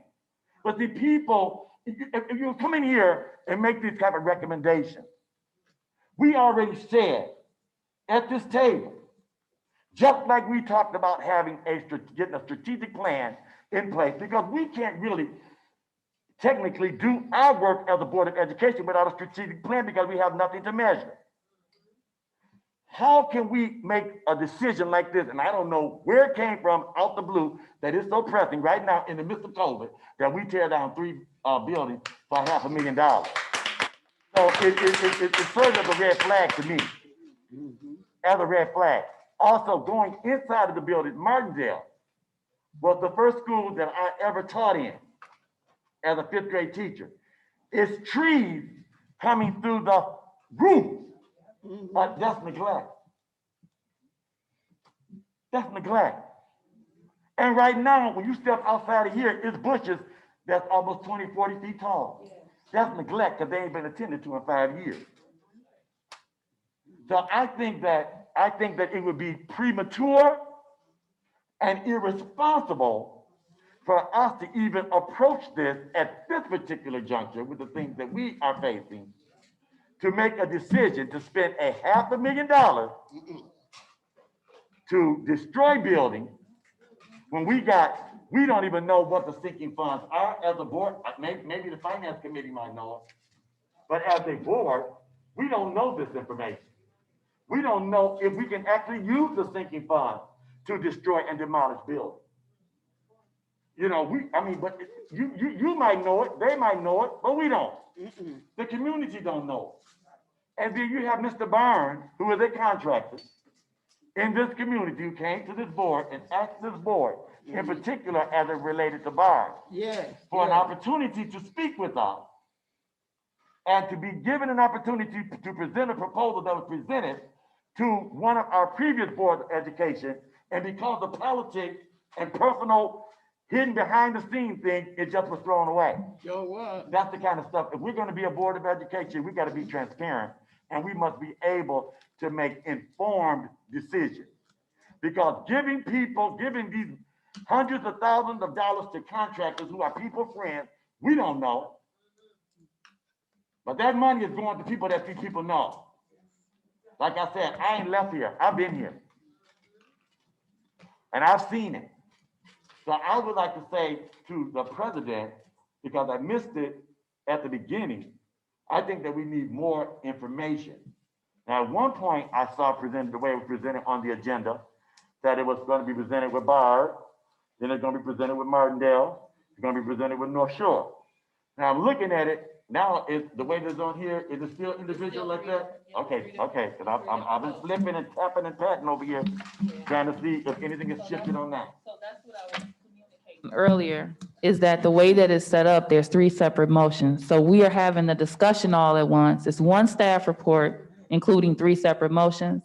I'm just allowing us to have the conversation all at once, and then we're going to go through the individual vote. So I'm going to close with this, Madam President. Yes. And as far as if somebody say they're not going to give us the proposal, then you don't have to give us the proposal. You're the one don't get the money. Don't nobody force us because of their threat that at this time this proposal might go if you don't do it right now. But I'm thinking only thing I can think about is $500,000 out of our sinking fund right now. Not to mention that I am familiar with what's happening with the corridor coming into downtown, and everything is being done downtown on all areas. Now, people over here are still suffering You understand what I'm saying? So the eyesore because all the work they're doing coming in. It wouldn't be no eyesore if facilities would cut them trees down. It wouldn't be no eyesore if they would keep the grass cut out. It wouldn't be no eyesore. People should not have been able to even get in that building, to live in that building, if it was properly secure and it had the system in place. All of these things is just like Mr. Vice President Bradley said. Either we're gonna take responsibility for, or we're gonna hold people that we're paying responsible for. Right is right and wrong is wrong. And it's not about me being attached to anything, but we still must do our due diligence, and we owe this to our taxpayers. And we owe it to the citizens of this community to have an opportunity to at least start seeing us being transparent for once. Thank you. All right, Secretary Triplett. Next, we have Vice President Bradley. Good afternoon. And this is, thoughtful consideration, and as an alumni growing up in this district, you come up with these hard decisions. I know we had the community engagement group last year say that we needed to reduce our footprint as well. I did hear the proposal, and I think one idea we could have behind that proposal is we take them up on their proposal, but we would have to have a stipulation and timeline of how long we can have the repairs done. So I do think that we can look at maybe like having repairs done and updates done 6 months to a year. But if they're not done, then we have to take action on that if we were to go that route for that first motion. I know, like I said, everybody who's from Benton Harbor is a small town. So, everybody has had dealings with, one of the buildings, 2 of the buildings, or 3 of the buildings. My first connection with BART, and like you said, you alluded to the history. My family was part of the Great Migration, which a lot of the African-American Black families in this area was part of the Great Migration. And when my grandfather and my grandmother decided to move from Chicago, that was the first school that some of my aunts went to, was BART. Even the old bar building that they had out there. North Shore School was one of my first preschools. In Martindale, that's where one of my family members worked at years ago. So we all have connections, and that's something that it's a hard decision, but we want to make sure we make the right decision. So I am in agreement with making sure that we look into the proposal for Jumpstart and seeing if we can work around some things and seeing if we can establish some parameters, because we do want to make sure, as it being that corridor coming into Benton Harbor, we don't want people to come into the area and say, oh, there's Benton Harbor, run down building. So let's take a look at the proposal for the first motion, but the other motions, I am going to be in favor of those 2, because we need to try to get some things in order so that we can order and fix up some things. All right. Next, we have Treasurer Creighton. I think I'm gonna let, if it's okay with you, let my fellow trustee go. He did have his hand up first, and then They're being so polite today. okay. All right, so I guess for me, my mind is kind of all over the place. And it takes me back to what our strategic planning person or director talked about right before this meeting. She said that the board determines the what, and then the staff determines the how. And so I guess fortunately and unfortunately, with that strategic plan, I think we were planning on developing the what. What is our vision?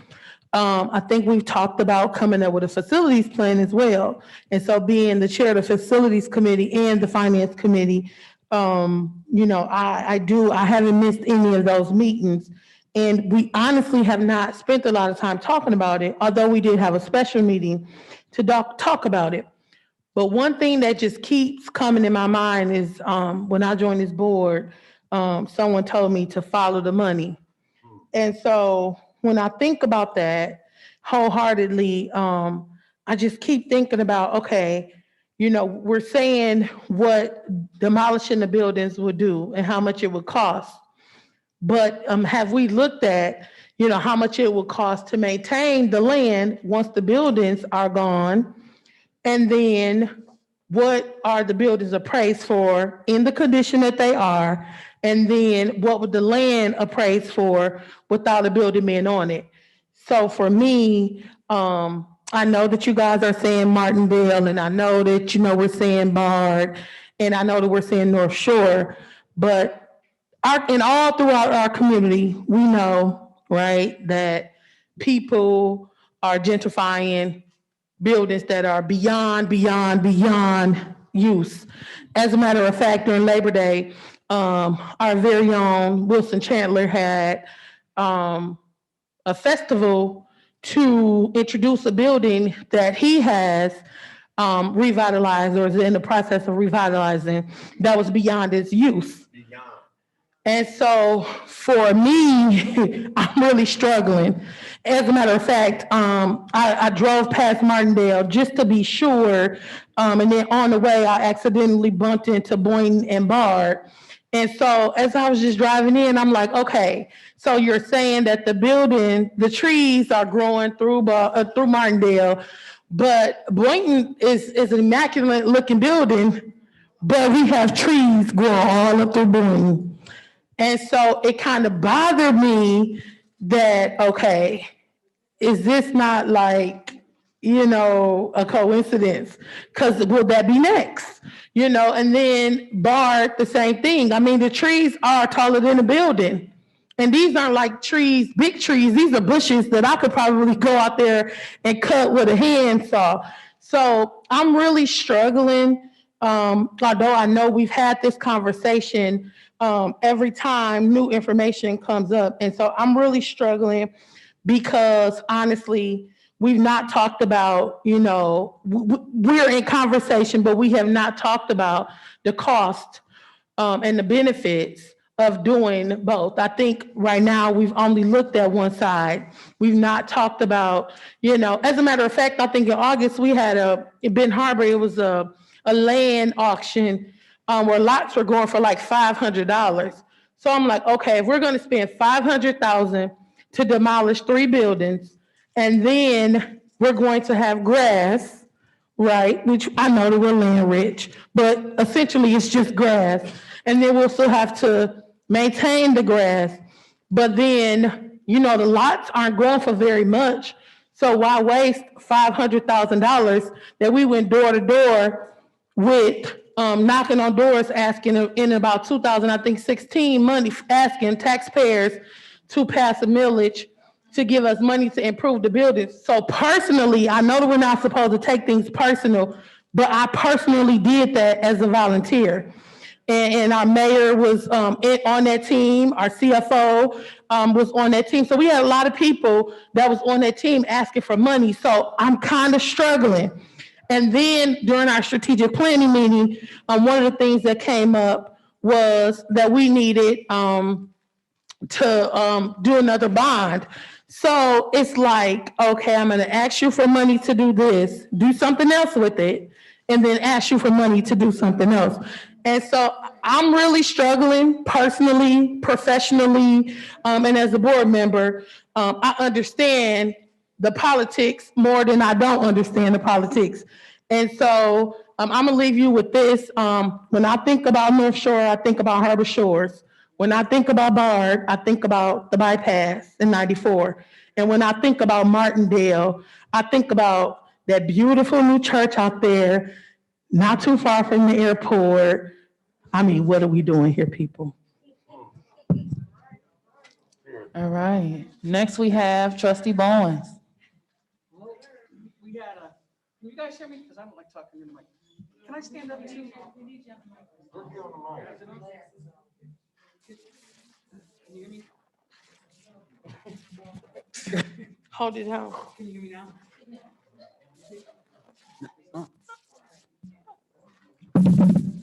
Testing video. Okay. It's an interesting topic, and being a leader and elected not going to agree on everything, but the people elected us to make those tough decisions. We say we love our children, and these children are walking in these buildings with asbestos falling in. They're walking in these buildings and playing. 1 second. So I'm going to Yeah. pause for 1 second. I'm going to remind everyone that this is a meeting of the Board of Education being conducted in public, but is not to be confused with the public meeting. And so I understand that you may agree or disagree with our trustee's statement, but I'm going to ask that you do respect us and hold your comments until public comment so that Trustee Bonds has just as much silence in allowing his thought to be given as each trustee that you may have approved of their statement. So please give him the respect to finish what he has to say without interruption. You have the floor, Trustee Bonds. So we say we love our children, love to action word.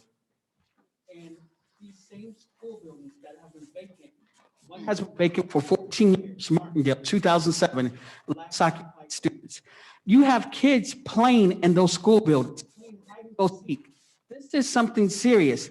This is unrepairable. When you go into look in those buildings, the roof is falling in, the ceilings are open, the doors are open, the outside structure, windows are cracked. People are overdosing in these buildings. This is not something that we're making up. This is real stuff out there. When you go into Bard, yeah, that's right. When you go into Bard, you have streaks of urine. You have windows busted out, windows. It's horrible. It's something like you would see when you're watching on TV. And I'm probably going to get in trouble when you watch them talk about Afghanistan, how a missile drops a bomb on it. These are how some of these buildings look on the inside. When you look at North Shore, I'm kind of questioning that. To me, that's probably one of the buildings that I would probably vote no on selling, demolition, because it looks fixable and doable. But when you look at these buildings, we've been kicking the can down the road. Some of us that are sitting out here were on the committees and recommended that we downsize. We have over 17 buildings and 1,500 students. What do? Do we keep on holding on to this land and letting it become an eyesore and letting our children that we say we love play in these buildings? Or can we re-envision and imagine the 21st century where we can tear a building down, build a horticulture class where we're teaching our kids how to be innovative in greenhouse and selling it to Lowe's, or we're building a wood shop and trying to bring our CTE classes back, and we demolish that old building and we're building a new one. So what do we do? How do we envision education? Do we hold on to these old things that are mold, asbestos, and a danger to our children, the taxpayers? They become dumping sites. I would encourage you all to go out to Benton Heights, go out to Bard and walk around those buildings. Look inside. You will see something that you've never seen before. Please don't enter because I don't want the liability. Sorry, Don't yeah. misconstrue what he's saying. Okay, But go ahead. you can see this is not something that's made up. Now, Benton Harbor suffers years of lack of investment. We don't have nobody to blame but ourselves. So when we were out here shouting and crowing and everything, when we were getting the money, it was good to us. But at the same time, we was voting and downsizing schools, building new roofs on buildings, shutting them down. So I did go out to Boynton. Boynton looks new, but even look at Calvin Britton. We spent over $800,000 on a new roof and sidewalk, closed it down. So we have done this to ourselves. Now, Benton Harbor, one day, do it now or later, we're gonna have to pay. And you go all across America, St. Louis for a perfect example, they have for sale signs. You guys all remember we had those for sale signs up on those school buildings? Well, you guys can't talk about it. We had all of those for sale signs up on those buildings. Nobody wanted to do anything. As a person of being ethical, I did reach out to Dylan Barnes. I also reached out to the board and I emailed my board president, the vice president, and the superintendent. I do hope you guys can explain that reasoning on what was some of your concerns when I did reach out. And the response, I would read it, but out of professional courtesy, I will not. We just got to ask ourselves, these buildings have not been used since 2007, 2011, in 1997, and we're still holding on to these buildings, 1,500 students. If we want to bring back Benton Harbor, we have to re-envision how we imagine that Tiger Pride. Do you believe your kids deserve state-of-the-art technology, state-of-the-art school buildings? Or do you want us to hold on and keep on holding and we're not putting none of these kids in? Love is an action word. And if we really love our children, and if you witness what I saw, little kids, these are kids that you raised, go to church with, running around in these buildings, it would be something different. President Robinson? Okay, so I'm gonna ask if I can get my turn first. Oh, You want to okay. respond to Trustee I actually Bonds? want to make a motion, but go ahead, I'm so sorry. Okay. Okay.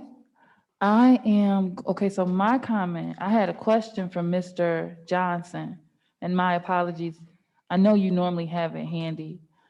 I believe on the tour you told me that the cost of the roof repair is either nearly equivalent or exceeds the cost of demolition for North Shore. Can you clarify? Yes, the North Shore roof replacement estimate was over $100,000. I don't have the exact number committed to memory.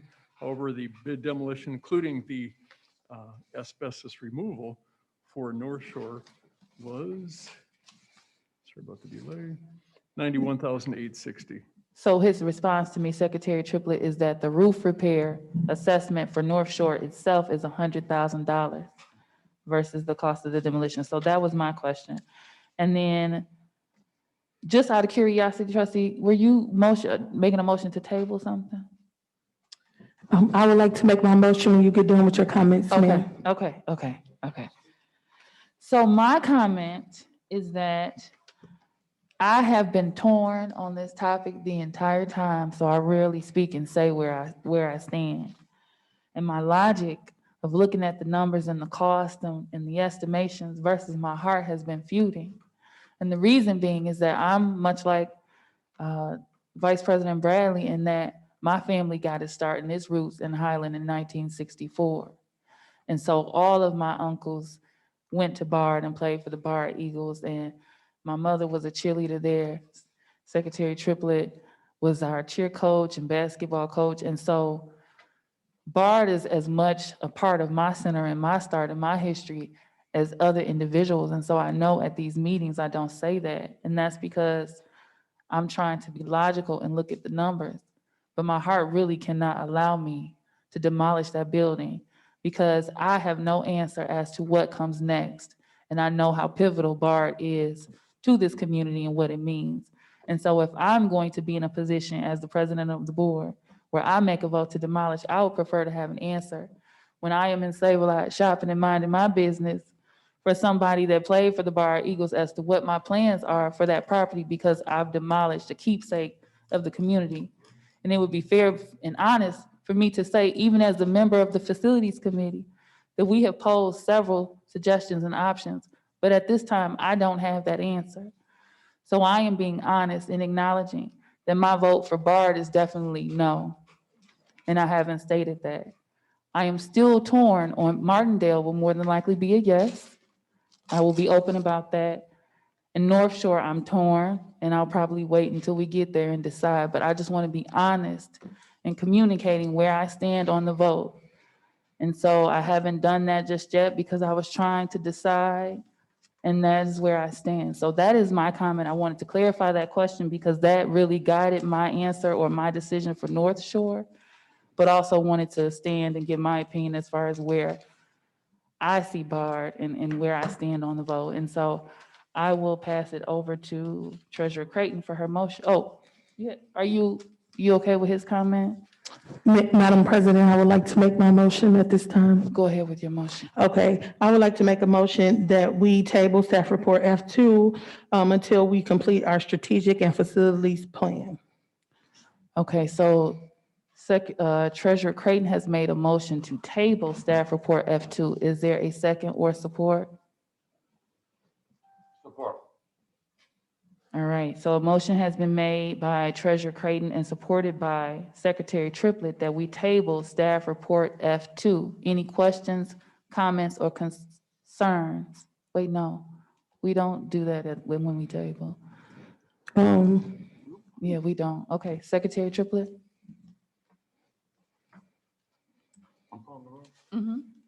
So right now, you're gonna have to create an extra tab. You might have to put it on your notebook, because I know your screen is locked up on you. All right, so you're calling for a motion to table staff report F2. Yeah, just until the strategic and facilities plan so that we can look at some of the other proposals and allow the staff to find answers to some of our questions that we had tonight. Okay. All righty. Secretary Triplett, can you call the roll, and can you please call me last if feasible, because I don't have my answer just yet. Lord have mercy. Bless my heart. I'm confused. So when somebody suggests that we table, there's no discussion. Okay. Vice President Bradley, No. Trustee Bonds, No. Trustee Raquel Martin, I'm going to vote yes, but I'd like to do a clarification statement in that. I also toured that building, and it is deplorable, it is horrific. And I would not want my child going there, but because of the recommendation from Mr. Barnes, I am willing to fact find and get some more information, but it is terrible. So with that being said, I'm going to vote okay. yes, okay. Secretary Triplett, yes. Trustee Creighton, Yes. Trustee Buchanan, Yes. President Robinson, It already passed, didn't it? President Robinson, President Robinson. You may not abstain, ma'am. I can't. No, ma'am, point of order. I'm gonna say yes. I'll go with the majority and say yes. Motion carried. All right, so just for clarification, we have voted to table staff report F2. However, it will be back because we have to discuss it, and I want to ensure that everyone is aware that that means that the initial bids that were provided will have expired, and the cost of demolition may have increased as a result, if that's something that we decide to do. And so I know that the board was fully aware of that, but I also want to ensure that the community is fully aware of that. And I want to point it out so that if in this strategic plan we decide to demolish, I do not want 1 ounce of confusion from the board as to why the estimate is $50,000 more than it was when initially presented, because that's something feasible but not guaranteed. All right, so we're going to proceed with the agenda. Next, we have the Intercare contract, and this is staff report F3. Are you ready? Is this one ready, Mr. Johnson? Yes, reason for board consideration. The current lease agreement with Intercare will expire on September 30 of this year. Facts and analysis, Benton Harbor Area Schools has been partnering with Intercare to provide medical services to this community for over 10 years. New lease agreement has nearly been negotiated. The proposed lease agreement will begin October 1 of this year and will expire at a to-be negotiated date. Policy reference is disposition of real property, which includes leases. Recommended action has been revised today to reflect ongoing negotiations. And so the recommended motion is that the Board of Education authorize the superintendent and/or CFO to negotiate and sign an agreement, a lease agreement with Intercare. All right, is there a motion to approve staff report F3? So moved. The motion has been made by Secretary Triplett and supported by Vice President Bradley. Any questions, comments, or concerns for Mr. Johnson regarding staff report F3? I do have a question. You have the floor. I just wonder why we were making a staff report or voting on something that hasn't been negotiated. So does the policy say that we have to vote to approve it or to negotiate? Because that's kind of gray for me. To approve it. However, we've written the resolution to enable the superintendent and/or myself to negotiate. Pardon me? Can't hear you. The policy says I believe it says to approve. However, we've modified the resolution to read, to empower the superintendent and/or me to negotiate the agreement, because it does expire this month and we're not certain today if Another board meeting will be held this month.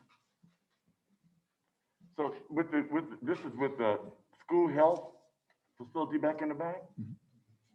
So this contract is for them to stay in the building or for us to still be in partnership with them? Yes. So essentially what they're asking for is the board's authority, the board to give them the authority to finalize the negotiation of the contract with Intercare. Okay, so is this done, this is a question I want to ask too, Mr. Johnson. Is this done every year or is it a 4 or 5 year out thing? I believe the most recent contract was approximately 2 years. Beyond that, I have not tracked how long the various agreements for this service have extended. Okay, so my original question, I just wondered why we would need to, why would we need to approve a negotiation? When we approve this negotiation, will we automatically approve the resolution to?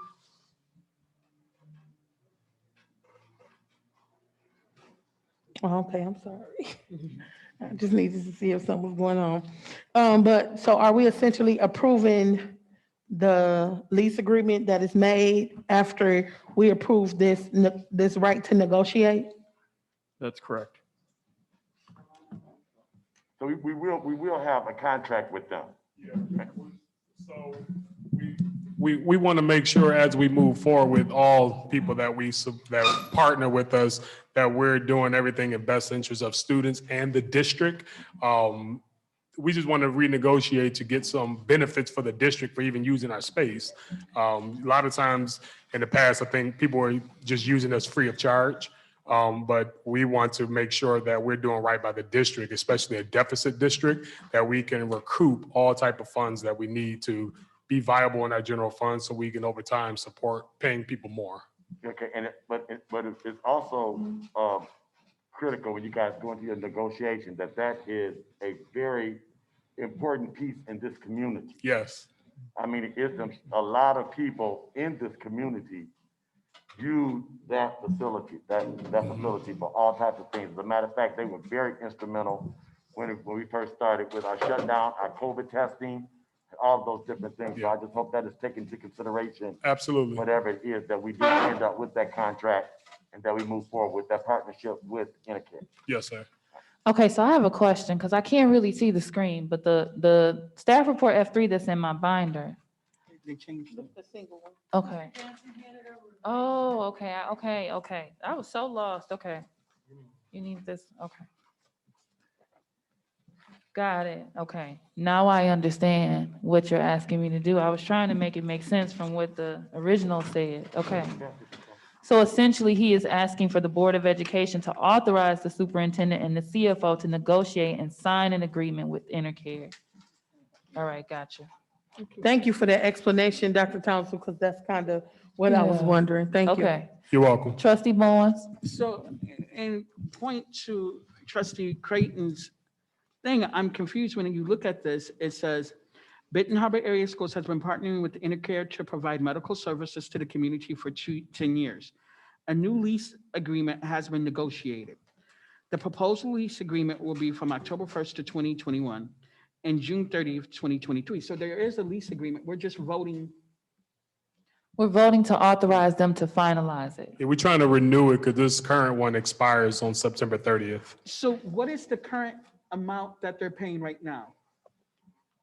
Zero. Yeah, zero. Okay, thank you. I have another question. Are you? Yeah, go ahead. Yeah, I'm so glad. See, we just need the information because that's what I was wondering. Like, okay, what is the current agreement? And hint, maybe we can get some money to pay for our back parking lot to be blacktopped or. Yeah, we're trying to get that paid, but people using our stuff rent free. Yeah, yep. So hint, that might be something that you could possibly get it. Thank All you. right. Any other questions, comments, or concerns regarding staff report F3? Yeah, and hopefully I'll get that parking lot cut, with that grass cut out the parking lot. Please get them weeds. We're gonna put a new one there, so. Conniption. All right, Secretary Triplett, please call the vote for staff report F3. Trustee Bowen, No. Trustee Rocket Martin. Yes. Trustee Buchanan. Yes. Trustee Treasurer Creighton, Yes. Secretary Triplett, yes. Vice President Bradley, Yes. President Robinson. Absolutely. Is it yes or no? We don't have. Yes. Motion carried. Thank you. And I just want to I have to call out, Trustee Bonds has the stingiest no I've ever heard in the world. No. Madam President, is it in our norms? Can we wear shades inside? He already got Okay. permission I to just do that. wondered. Thank you. You're welcome. He did explain that why he needed to, so we've already done that. All right, moving it right along. President Robinson, I do have a question though. Oh, go ahead. I can email it. Okay. Okay, awesome. Next, we have Human Resources, Ms. Gail, and she's beginning with the Paraprofessional Collective Bargaining Agreement. Submitting for board consideration, the agreed upon language of the new paraprofessional collective bargaining agreement is presented and will be effective for the 2021 through 2024 school years. Facts and analysis, the board approves all collective bargaining agreements for the district. Policy reference, none. Recommended action that the Benton Harbor Area Schools Board of Education votes to approve the 2021 to 2024 paraprofessional collective bargaining agreement as presented. All right, is there a motion to approve staff report H1? So moved. Support. The motion has been made by Secretary Triplett and supported by Treasurer Creighton. Any questions, comments, and concerns regarding staff report H1? Madam President, I do have a question. You have the floor. I was wondering and hoping that our superintendent or his delegate could possibly give us any updates or anything that might be new to that bargaining agreement before we call a vote. Like, are there any update or changes that we need to know about? Updates as in we are submitting for board consideration the agreement as presented. Now, some highlights that are different or some improvements versus the last bargaining agreement that was in effect is increased pay this year and the next 2 years, a guaranteed pay increase, added paid holiday, and also an increased amount of cash in lieu benefit for our paraprofessionals. Those are just some highlights. Wonderful, thank you. Thank you. And my question would be, being that you're presenting this to us, I would assume that they have accepted this agreement as well. Yes, the Okay. agreement has been accepted. All right, any other questions regarding staff report H1? I was just getting ready to say that. She's bringing it because they've already They've settled already Yes. with the accepted it. paraprofessionals. The paraprofessionals are fine with it. Yeah. And we just supporting it.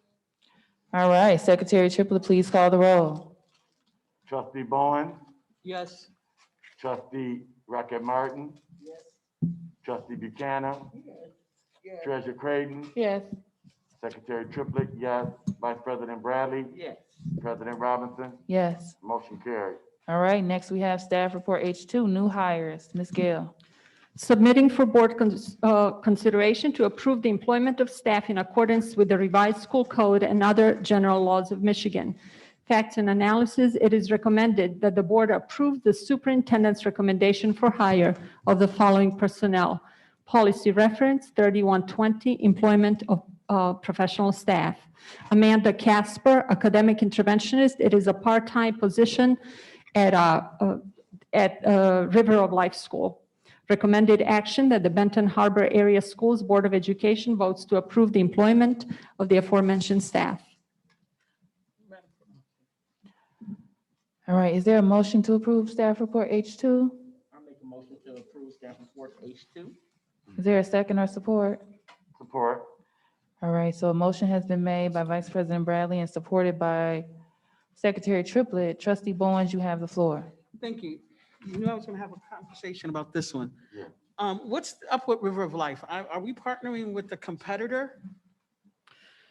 No, actually, because this is a private school and they have a number of our students. By law, we are required to provide a certain number of FTEs for academic support for their students. This is a requirement by law. So, because they're a private school. So are we doing that for St. Matthew's or the Lutheran school out by Fairplain, or is it just the school? So currently we have part-time teachers at River of Life, at Lake Michigan Catholic, and I believe Trinity Lutheran. I think that's the full name, Trinity Lutheran School. So you're saying because students left this district and went to this private school, what you saying no? Dr. Shelton, can maybe. Yeah. I'm sorry, I had the floor. I wasn't finished though. Well, so Trustee Bonds, I do want to allow her to clarify what the answer that she just provided to you. And I think she's saying that Dr. Sheldon can provide better clarification. So I'm going to allow her to clarify, and then I'm going to give you the floor back. And then Secretary Triplett will have the floor. Go ahead. Through federal funds, the dollars follow the students. It doesn't matter where they go. So that is our private school set aside that automatically comes, there's a percentage that automatically comes off the top of any federal funds that we get. I shouldn't say any, particular federal funds that we get, Title I.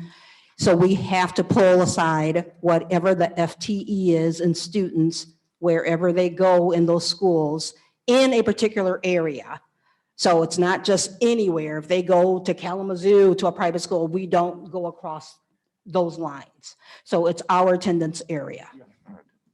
Because I guess I never, oh, I'm sorry. So I'm going to have to pause you and give the floor back to Trustee Bowen. So are we actually paying for this staff too then, correct?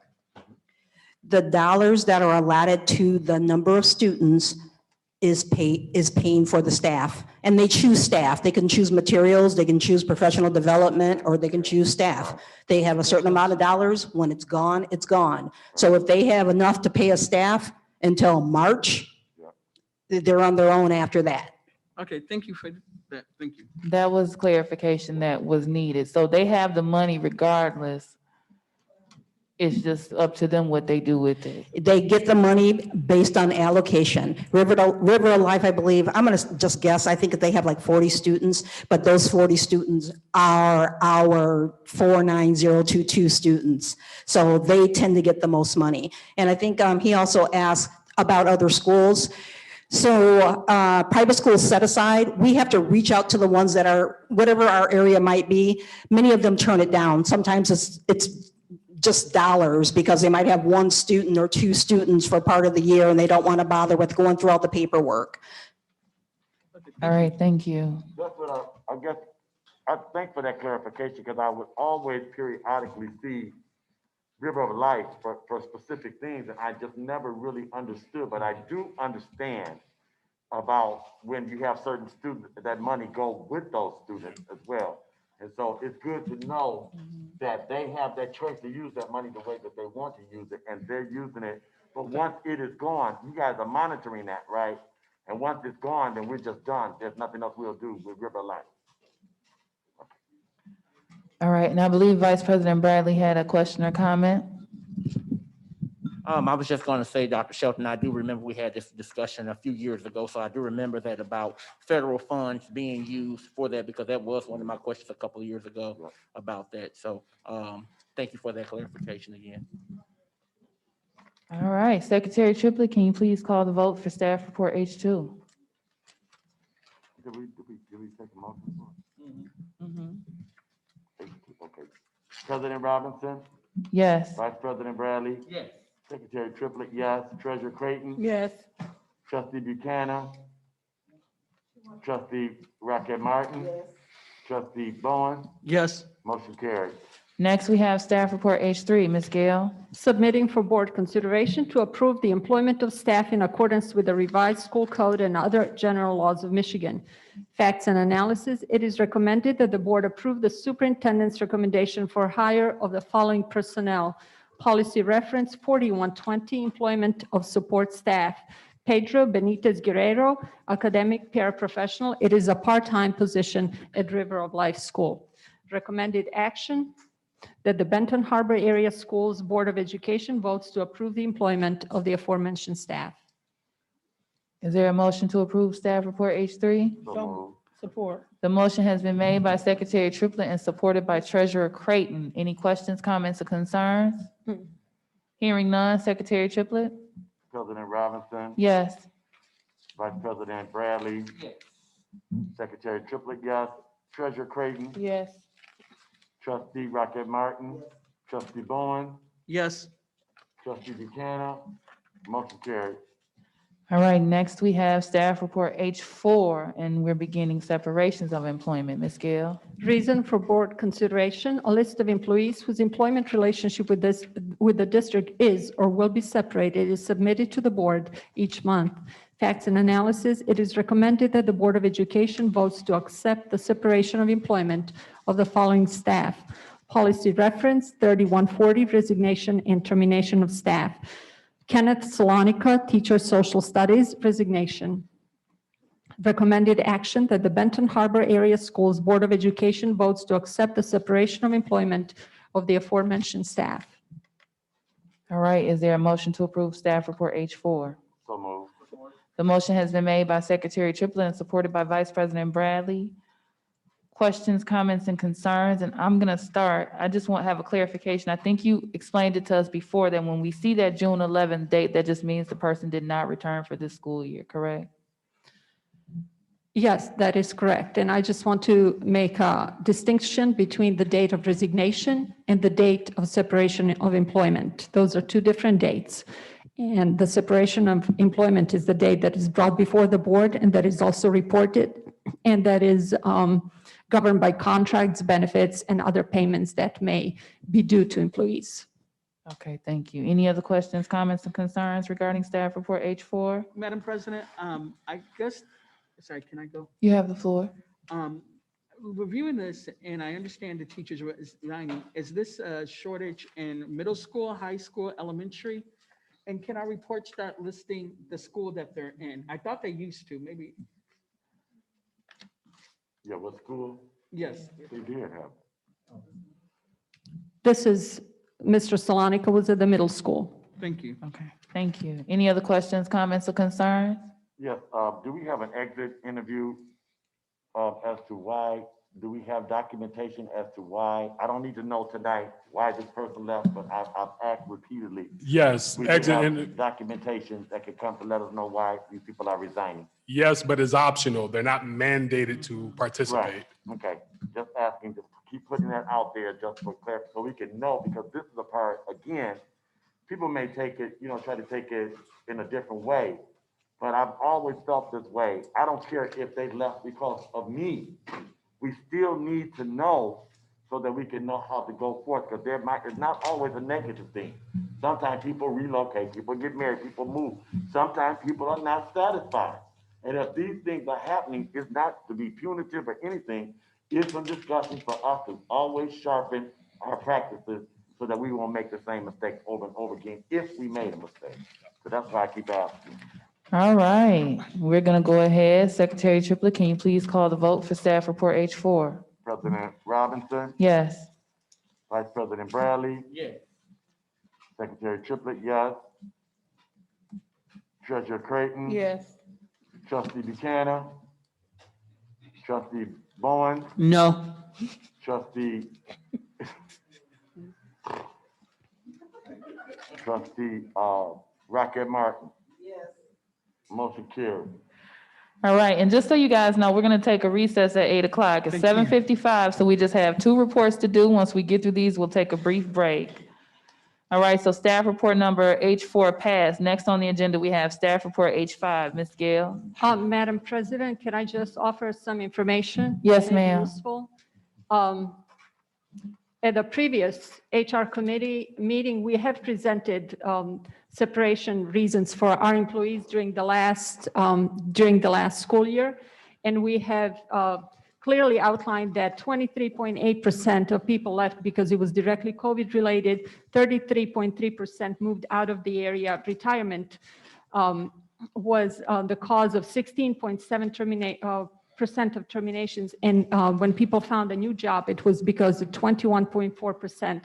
I also do want to say that exit interviews are part of our exit or separation package. And they're always sent to employees who are separating from the district. Okay, and the stats that you just gave us, Have we received those as a full board in the presentation prior? That has been shared in the Okay. presentation and in the weekly updates. Yes, I was going to say it's also in the weekly It superintendent sounded update. familiar when she started saying it. All right. It's important, so if anybody, the HR committee want to say, why this so-and-so, how did your exit interview go? You have show up, we present to the board.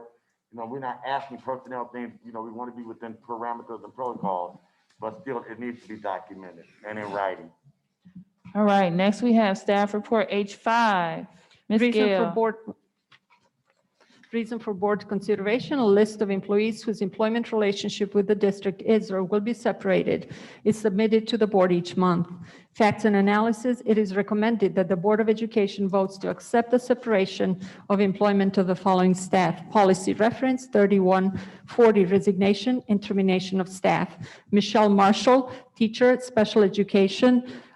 She was in high school. Recommended action that the Benton Harbor Area Schools Board of Education votes to accept the separation of employment of the aforementioned staff.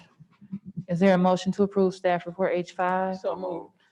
The motion has been made by Secretary Triplett and supported by Vice President Bradley. Questions, comments, or concerns? Hearing none, Secretary Triplett? President Robinson? Yes. Vice President Bradley? Yes. Secretary Triplett? Yes. Treasurer Creighton? Yes. Trustee Bonds? No. Trustee Rocket? Martin? Trustee Buchanan? Motion carried. Boys, don't be trying to soften that no up. Next on the agenda, we have staff report H6, Ms. Gale. Reason for board consideration, a list of employees whose employment relationship with the district is or will be separated is submitted to the board each month. Facts and analysis, it is recommended that the Board of Education votes to accept the separation of employment of the following staff. Policy reference 3140, resignation and termination of staff. Erin Corson, art teacher at FB. Recommended action that the Benton Harbor Area Schools Board of Education votes to accept the separation of employment of the aforementioned staff. This is Erin Corson, a teacher of art. All right, is there a motion to approve staff report H6? I make a motion to approve staff report number H6. Is there a second or support? I'll support. The motion has been made by Vice President Bradley and supported by Secretary Triplett. Any questions, comments, and concerns regarding staff report H6? Date up there. Hearing, go ahead, Bowen. Madam President, I just want to clarify why I'm voting no to the public, because it's more than there's here. My personal opinion, we treat Benton Harbor area schools as a guinea pig or get a job until we get something better.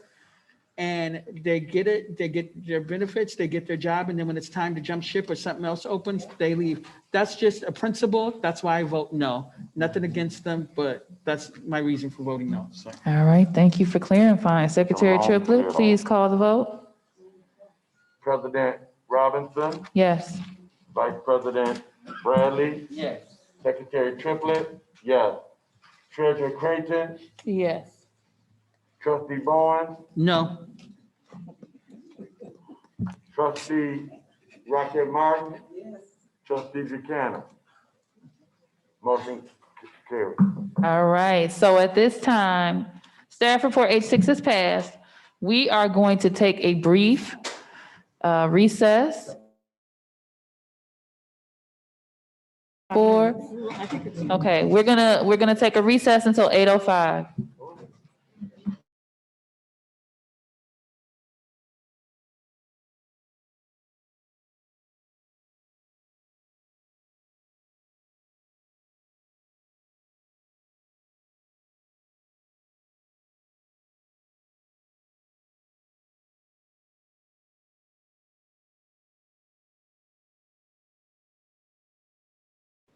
All right, so we return to our meeting as of 8:08 p.m. Apologies, we went a few minutes over. According to my agenda, next up, we have staff report T1. Dr. Shelton, you have the floor. Thank you. Staff report T1, reason for board consideration. The Board of Education recognizes the importance of career and technical education in meeting the needs of youth, adults, businesses, industry, and labor of the state. Facts and analysis, the CTE courses being offered this year at Benton Harbor High School: media communication, construction trades, hospitality, Cisco IT essentials. These courses meet the guidelines to exchange or replace credits within the Michigan Merit Curriculum. Policy reference, there is none. The recommended action, the board is asked to approve the recommended Michigan Merit Curriculum Credit 2021-2022 as submitted. I do want to add, that's not on this report, because I did ask RISA, why did we need to do this? You guys have already approved our course catalogs, which have these courses approved, and they do get the credit. And I did just want to read to you what the response was. This is something we put together several years ago in an attempt at getting CTE in front of our boards of education in a favorable light, showcasing how the students can earn Michigan Merit Credit requirements through CTE programming. That's it.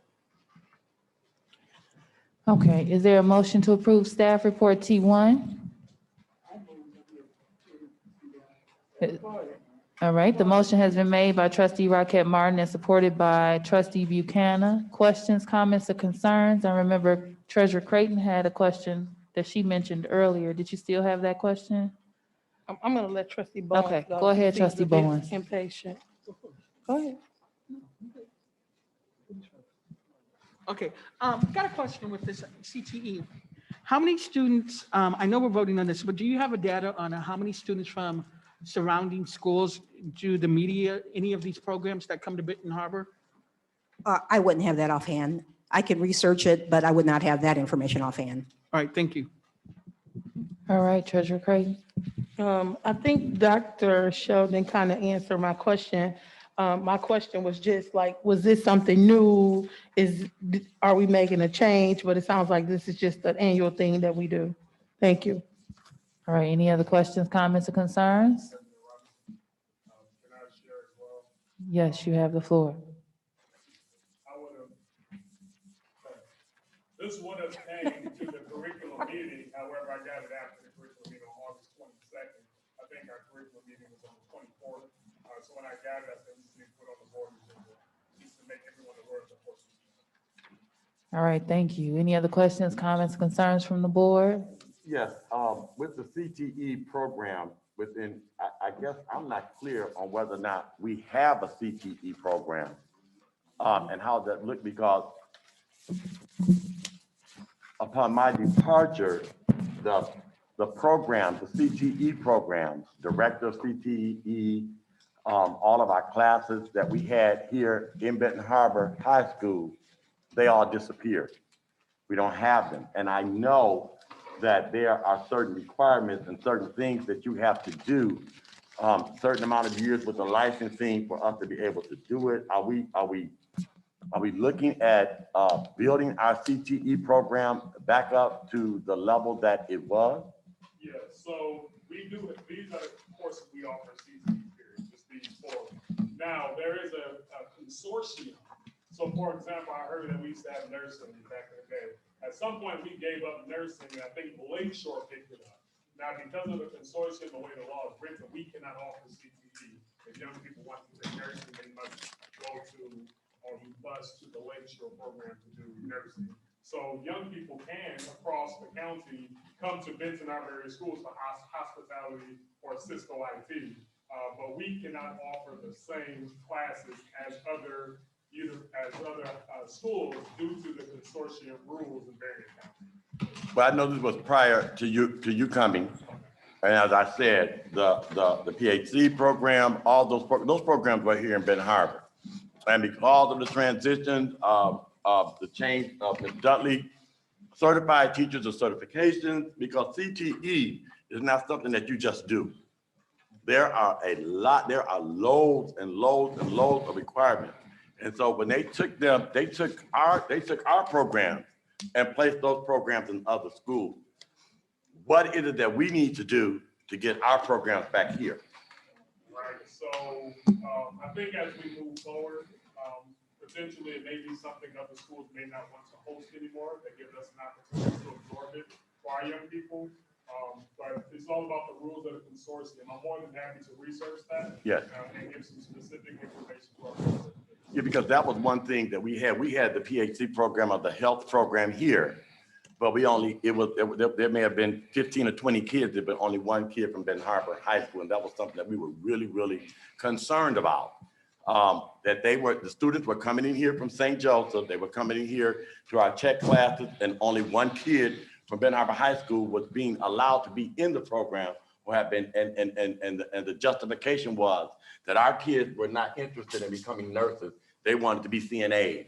And I think that was a neglect on our part as principals and administrators to make sure, and that was something that I was really, really pushing, that if this program is here, Benton Harbor students will be in this program. We would not have this program here and 20 kids from St. Joe was in it and only one from Benton Harbor. So I hope when you guys in the teaching and learning division and what have you, if you guys can give us some more, if you can give us some more information about what it is, the transition that was made, why it left, why those programs left our school, what do we have to do to be back in compliance to get programming back in Benton Harbor High School?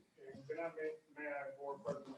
You may. I think when we talk about strategic planning, about some of the barriers and threats, I had mentioned, and we all have mentioned stability and leadership. A lot of times when the seat is constantly moving, something become a miss, and we kind of potentially some cases get taken advantage of. Yep. But I hope that's why we all are looking to offer more multi-year contracts for our administrators, potentially educators down the line, to ensure we got people that's going to be here and see it through. I believe another member said some of our barriers are the follow through. So some stuff we lose because of no follow through. Right. People are not here.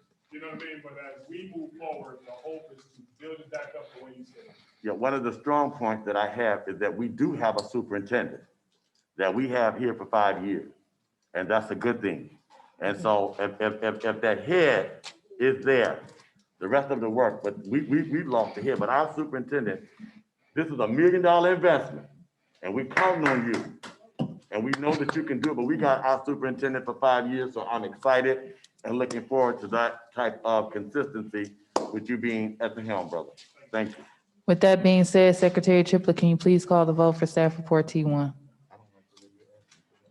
Well, I'm just making sure the board knows I'm hoping there's no other comments. We're gonna keep it moving. We got to be strong in here. Let's go to the end. Let's fight hard. I was gonna ask President Robinson, I'm just kidding. I know you ain't getting tired on there. I'm good. President Robinson, Yes. Vice President Bradley, Yes. Secretary Triplett, yes. Treasurer Creighton, Yes. Trustee Bowen, Yes. Trustee Buchanan, Yes. Trustee Rocket Martin, motion carried. All right, awesome. Next, I have staff report SS1. Testing. Okay. All right, so our athletic updates, our football program, I know we had our football coach in I'm here. sorry. So maybe I have an old one. Are we not doing the revised student code of conduct? Yes. Oh, we did that earlier, right? No. Okay. My book is, Come on, coach. You probably should use the electronic version. It's a printed one. Black if and white. somebody can assist me with passing me the correct version so I can make The sure I black can and use it. President Roberts.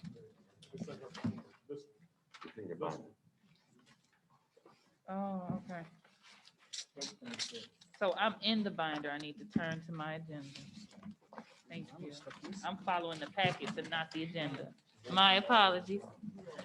All right, so we're done with Dr. Sheldon. Okay. Mr. Miller, you were right on point. It's me that's off. Go ahead, my brother. Thank you. So, like I was saying, our football program, our fall sports have started. I wanted to give a shout out to our football coach, Sheldon Nelson. He's been doing a great job. Just keep up the great work. I know I saw him in here. I know it's hard. Your first year as a head coach is a hard job. So stay inspired, stay encouraged. Yeah. So we have seen a growth in our students on the football team. We up to 45 players from 35. Our JV and varsity teams are close to having 50 players, and we plan on having JV play week 5 and week 6. Like I said before, I've been to the practices. Our student athletes, they've been working really hard. The first 3 games have been really close games. We're getting closer and closer to the first win. Our next 3 games are at home. We play Friday against Kalamazoo United, Muskegon Catholic, and we play against Lloyd North for our homecoming October the 1st. All right, so make sure you go out and support our boys, on those Fridays. Can I add something, Mr. Miller? Yes. I would just like to mention that the president of the board will be cheering with the alumni cheerleading team that night. So we would Okay. appreciate your support. And if I'm a little tired, don't laugh at me. It's been 2 years of COVID. Go ahead, Okay. Mr. Miller. Yeah, you got to bring the energy. You see a different side of me on the football field, so, But volleyball, our girls been doing a great job at the All Clear Invite. They won sets against All Clear and Bloomington. They won 2 sets against Lawton. Their first home game is Thursday, September 16th. And Coach Voss said the girls been improving from a year ago. They've been playing really aggressive and working well together. And we have 6 girls are seniors, and they've been playing together for 3 years. So make sure you go out and support our young ladies as well. Last thing, we looking into getting our athletic trainer. We have been talking to Spectrum Lakeland about getting a contract to get a full-time trainer for our programs. So we're looking forward to that. All right, That's thank it you, for Mr. athletic Miller. updates. Next, I have our facilities updates. So for the high school, work has begun with Andy Egan Group with ordering materials for the boiler repair, like we said, for our special board meeting. So work has started. The hydro testing should be scheduled next week for both boilers. For MLK, the bollards that were placed in front of the building, the last time the car ran into the school, they were damaged again last weekend. So we had to get those put back up and put cement to reinforce those. So they back up in front of the school as well. Painting has started in the the hallways and the bathrooms. At Cape and North Shore, a tree fell during the storm, so it has been cleaned up. That the tree that fell in front of the building on Benson Road. So that's it for the facilities updates. And I'd just like to mention, me and Mr. Bradley did have a tour, and we did get to see some of the painting that's been initiated in the buildings as mentioned, so. All right, so next we actually have staff report SS1, the report I've been trying to get to all day. Out of turn, Mr. Miller.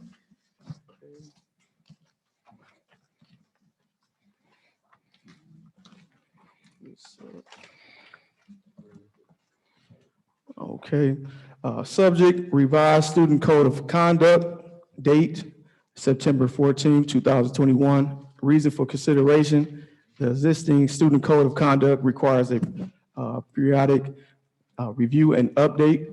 Facts and analysis, the revised code of conduct contains many updates, including information and protocols for COVID-19, attendance, expectations, hearing processes, and dress codes. Policy reference, policy 5200, attendance, policy 5500, student conduct, policy 5511, dress and grooming, policy 5610, emergency removal, suspension, and expulsion of non-disabled students, policy 5611, due process rights. Also, I updated the board members' names in the code of conduct. I noticed that. Much appreciated. Yep.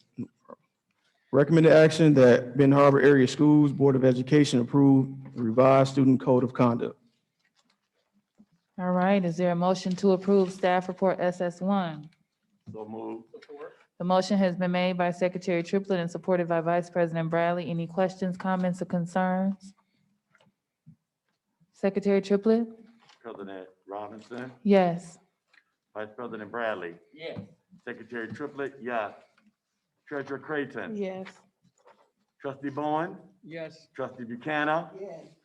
Trustee Racket Martin, motion carried. Awesome. Next, we have staff report SS2, Mr. Miller. I know the teachers are going to be happy about this one. All right, staff report number Stand up, SS2. no. Acceptance of donations, date September 14, 2021.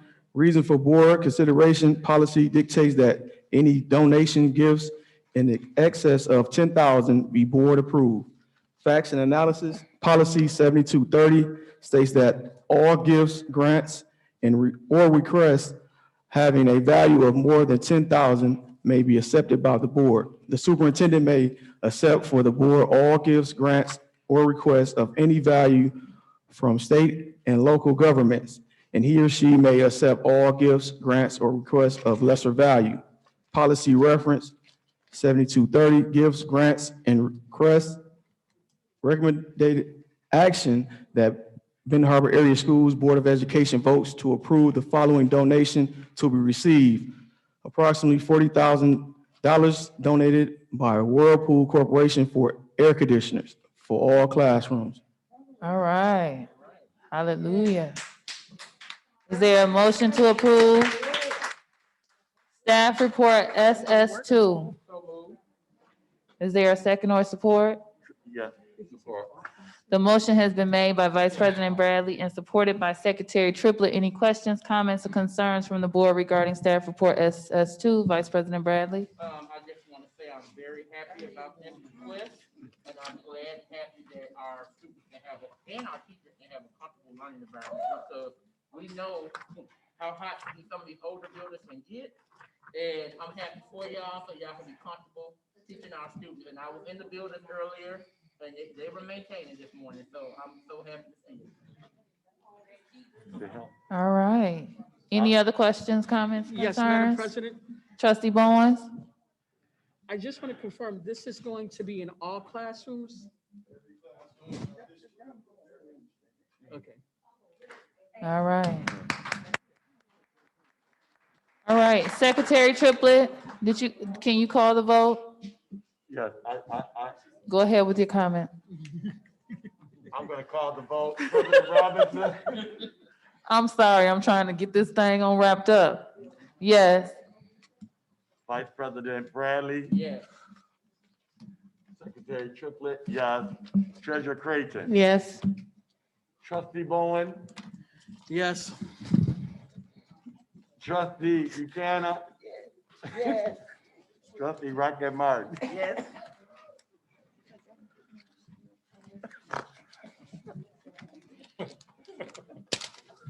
Did Trustee Rocket Martin in her vote? She said yes, motion carried. All right, next on the agenda. Okay, Board of Education, I know it's been a long day and we're tired, but let's keep it professional, keep it moving. All right.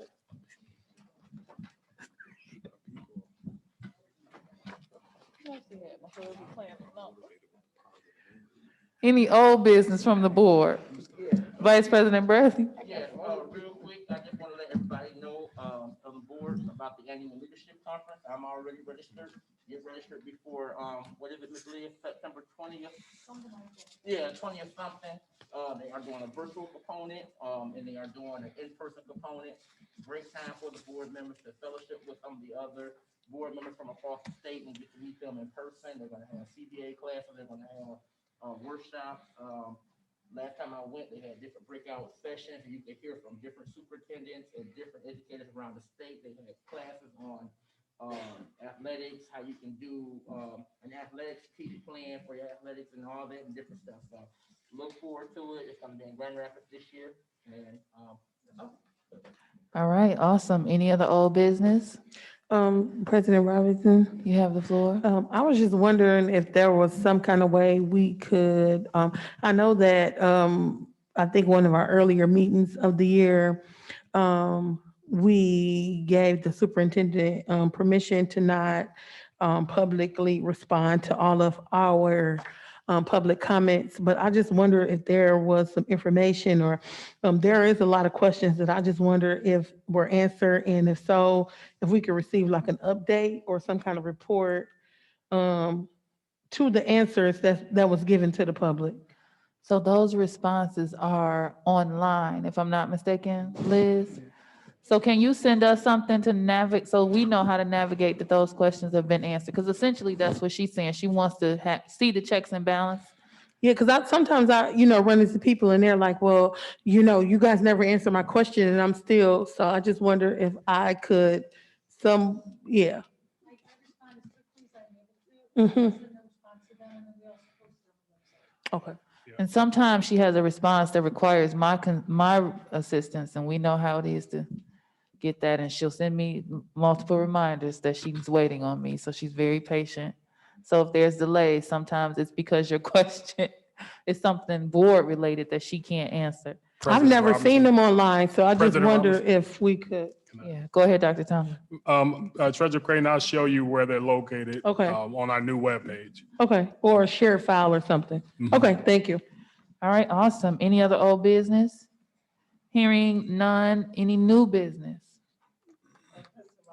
You have the floor. A parent that contacted me and she was asking about air filters for the classroom, air filter machines where the air would be constantly circulating so that the students would get fresh air in. I did explain to her when I was at MLK, that was put in when they remodeled that building, the vents would shoot in cool air. They constantly kept the air circulating. So she was wondering if that was something that the district could consider or work on, or, ask Whirlpool to do for us. Wow. Yeah, so they're being so that the air generous. in They're our being classrooms, so we're always getting fresh air or circulating air in our classrooms.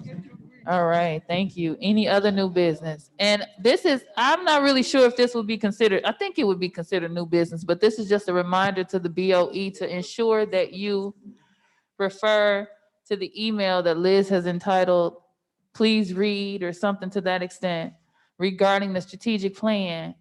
Make sure you read thoroughly through that email. And then if there are suggestions for community members for the retreat, we need you to enter those people into that report. So that's just my reminder. I know I've sent out an email reminder, but I know sometimes I get in the habit and get to sending out 4 and 5 emails, and you check out on me, and I understand that. So I'm just reminding you all to please don't forget to put your people that you suggest on that list, because we want to make sure we have people at the table that have been here and have voices that need to be heard. All right. So next we have open public comment. Okay, so I'm going to read the statement.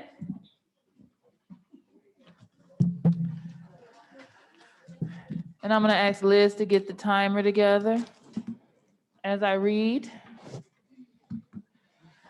The Benton Harbor Area Schools Board of Education recognizes the value of public comment on educational issues and the importance of allowing members of the public to express themselves on district matters. Today, there were 2 areas for comment on the agenda of which you may decide when to speak. Earlier, we had public comment on agenda items, and now we are at open public comment. We request that each interested participant complete a public participation form using legible writing to ensure that responses are appropriate and properly focused. And please make sure you do that form, because if she has to respond and give you an update on your question, she needs your information to give that to you. Per policy 0167.3, which governs board participation at board meetings, we request that you preface your comments with your name, address, and group affiliation when appropriate. Each statement made by a participant shall be limited to a 3-minute duration. Per our bylaws, no participant may speak more than once during this meeting. Participants may remove their mask when addressing the board. Participants shall direct all comments to the board and not to staff or other participants.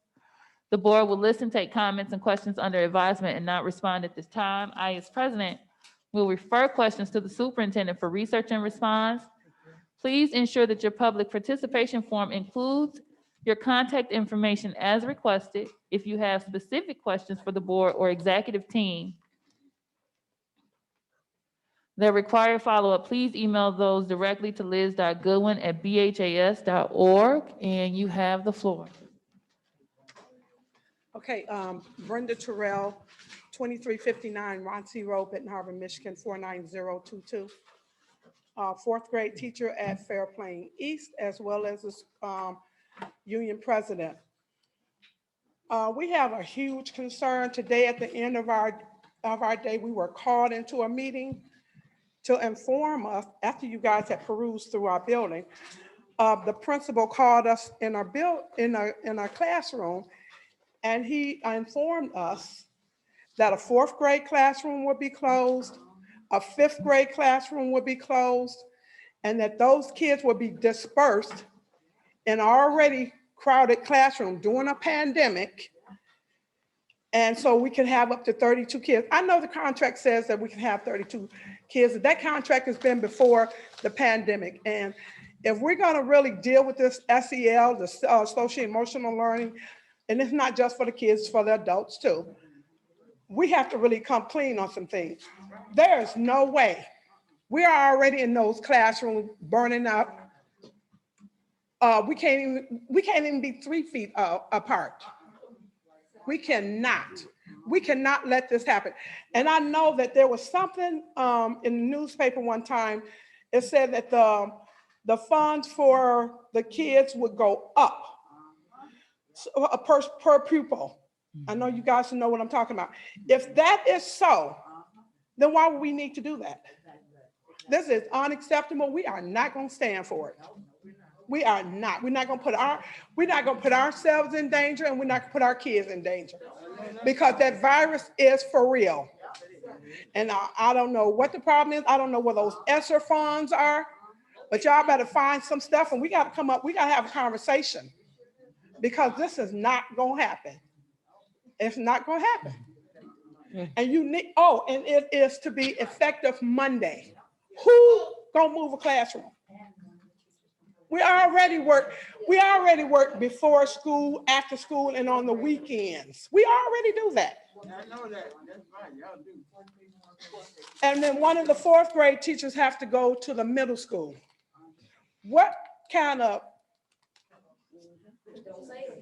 what is that? What is that? And I think we were more disappointed that you guys didn't stop and tell us this. Maybe y'all didn't know. Yeah, and I really don't believe y'all knew, but somebody knew. And we in there sweating bullets with these masks on all day, trying to keep our kids, and with the mask on them. You guys, we gotta do better. We gotta do better, and we have to come clean with this thing. Where is the ESSER money that we won't have to do this? Because there's a lot of money poured into Benton Harbor. And I really appreciate Whirlpool doing that, but why do we have to keep getting handouts when we got money? Or is it more to be told? Now this is my community, and I am a mighty fighting tiger. We're not just a tiger, we are a mighty fighting tiger, and we're gonna fight this to the end. And I know my time is up, but you guys, we gotta have a conversation, because we can't move. And we can't disrupt our kids. These kids are already traumatized from they've had family members die of COVID and all this kind of stuff, cancer and whatever else. We cannot allow this to happen. Ms. Terrell, I just have a question for you. This is a strong team. Ms. Terrell, are you speaking on behalf of everyone standing, or are they in line? Okay. And I think I got a couple of them that wanted to speak. Okay. All righty. Thank you, Ms. Terrell. And we need to reset the 3 minutes. Okay, do you guys want me to do my name and all that stuff? Yes. Giselle Floyd, 225 West Napier Avenue, Benton Harbor, Michigan, 49022. Okay, guys, we understand fiscal responsibility. We know that it would not be fiscally responsible for all of us to have under 32 kids. However, I'm sure there has to be some COVID relief fund somewhere that you guys can allocate. I mean, fifth grade is sitting at 24 students each, and there's 4 of us. You guys, we shut one down before school started. and that gave us 24.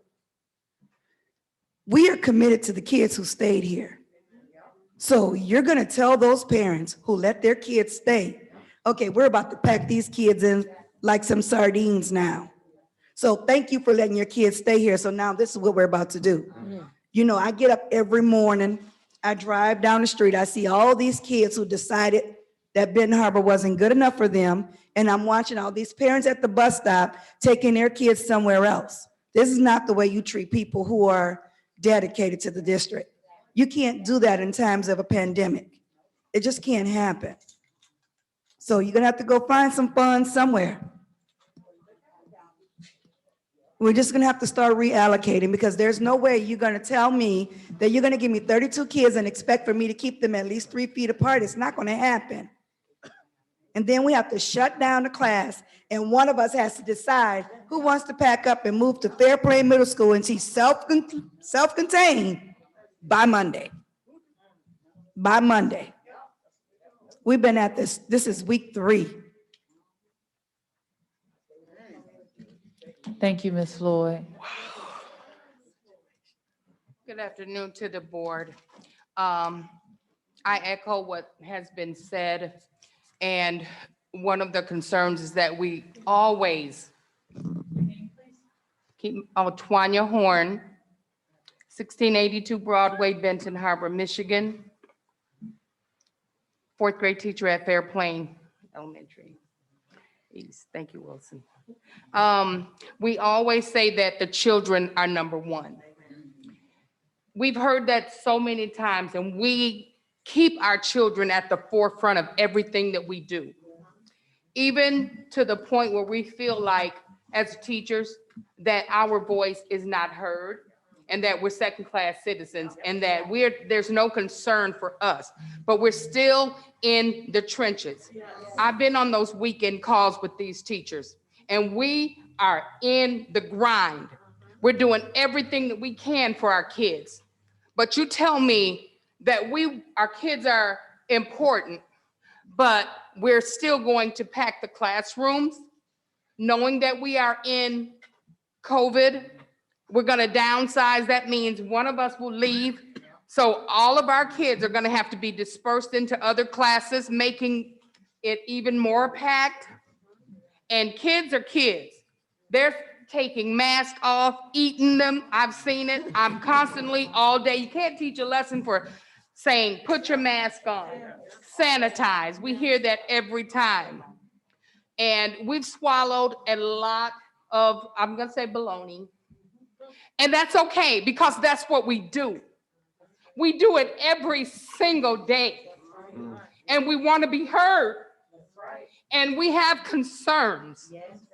So as stakeholders also, we want you to hear us in our concerns. This is a strong team, and I'm having bittersweet emotions because one of us may have to leave. And we are tight. We stick together. We support each other. For the Fairplain East, I'm going to say this is one of the best schools in Benton Harbor. It is. And we are strong. We are fighting tigers. And we ask to be heard on so many things we have to put up with, from Kunta Kinte getting his foot cut off, and other things from staff members where you feel intimidated. If I go say this to this person, I may get a backlash, but you can say things like that. When on the first day of school, everybody that's representing our children don't look like our children that you have that's being put over them. I mean, some of us have some good qualities. People have been here for 35 years. Can they make a speech on the opening day? These are things, messages that hit home and cause me to think what's happening in our district. You know, these are some good people. Invest in them and give them the opportunity to be the leaders that they are. We're committed. We are committed. Thank you for your time. Thank you.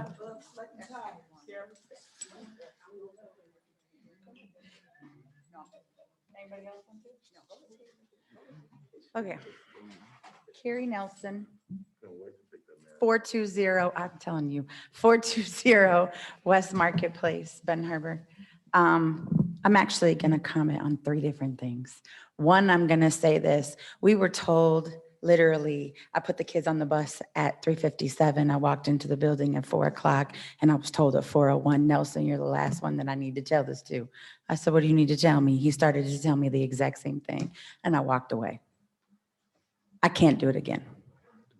And at 4:03, you see every single teacher here from Fairplain East. There's only one missing who's on Zoom right now.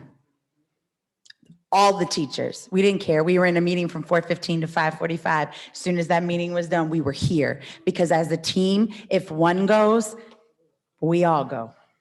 We are not doing this. We are not doing this. We are not doing this. I don't know how many times I could say that, because we can go and work we can make more hourly working at McDonald's than we can working in the district. And we're here, we've been here. There's not one person in this building that has worked in this building right now that is less than double digits in this district. We haven't gone anywhere. And we're not to create those relationships with those kids once they're dispersed. We've done that numerous times. That's another 3 to 6 weeks of setback. Numerous times. And as a 5th grade teacher, to have 24 in every single classroom, and the classroom they want to disassemble has another student coming in tomorrow, and we'll have 25. So you're thinking about putting 8 more kids in every single one of the last 3? That's 32 kids. So let us get 1 extra kid, which, by the way, I did say that teacher's class has 24 kids in it right now, is getting another new student tomorrow, because they've already gotten the email to say that. So that's 25 kids you're going to disperse between 3. And that means somebody's going to come out of pocket, because we get paid extra after 32. And it isn't because of the strain that is on us mentally, physically. It's something to be in these classrooms to try to get these kids to want to learn, to want to do better. We're not here just twiddling our fingers. And to go back and get those kids and try to get them up to speed, no, we cannot do that. On the air conditioners, can we get those tomorrow? Because I'm just gonna say on the tip, I got so tired of it last year, I went and bought my own. And it's so small, it doesn't work in the room, but doggone it, it can. I'll tell you the next one, another board meeting. Okay. But thank you. Thank you. All right, next up, we have the gentleman in the blue shirt. Let them clean up, let them clean this off.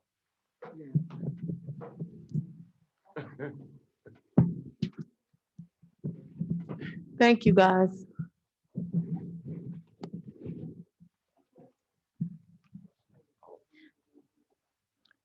Hi, my name is Richard McCoy from Stevensville, 49127. You might be wondering why I'm here. I'm here because I care. Okay. Somebody said once, if your rights are getting, Liz, can you set the timer, please? if your rights are being violated, then my rights are being violated. And what I want to say is that I'm not here to really say whether a mask are good or bad or any of that. I just want to talk to you about what I've researched in accordance with what the legality of the mask mandate is. And that's what I would like to present to you tonight. And I brought some additional copies if anyone would like my notes, because I think it's important that as leaders, we have some appreciation for the law that we're operating under, and to make sure that we're operating within the law. And if we're not operating within the law, that's a bad situation for everyone. So I'd like to start out by introducing the public health order that was issued by the health department on September 1, which is the basis for the mask mandate. It claims statutory authorization from MCL 2451, MCL 2453.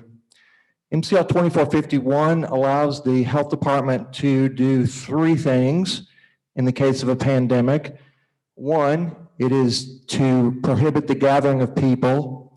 Two, it is to ensure continuation of essential public health services, so there would be public services.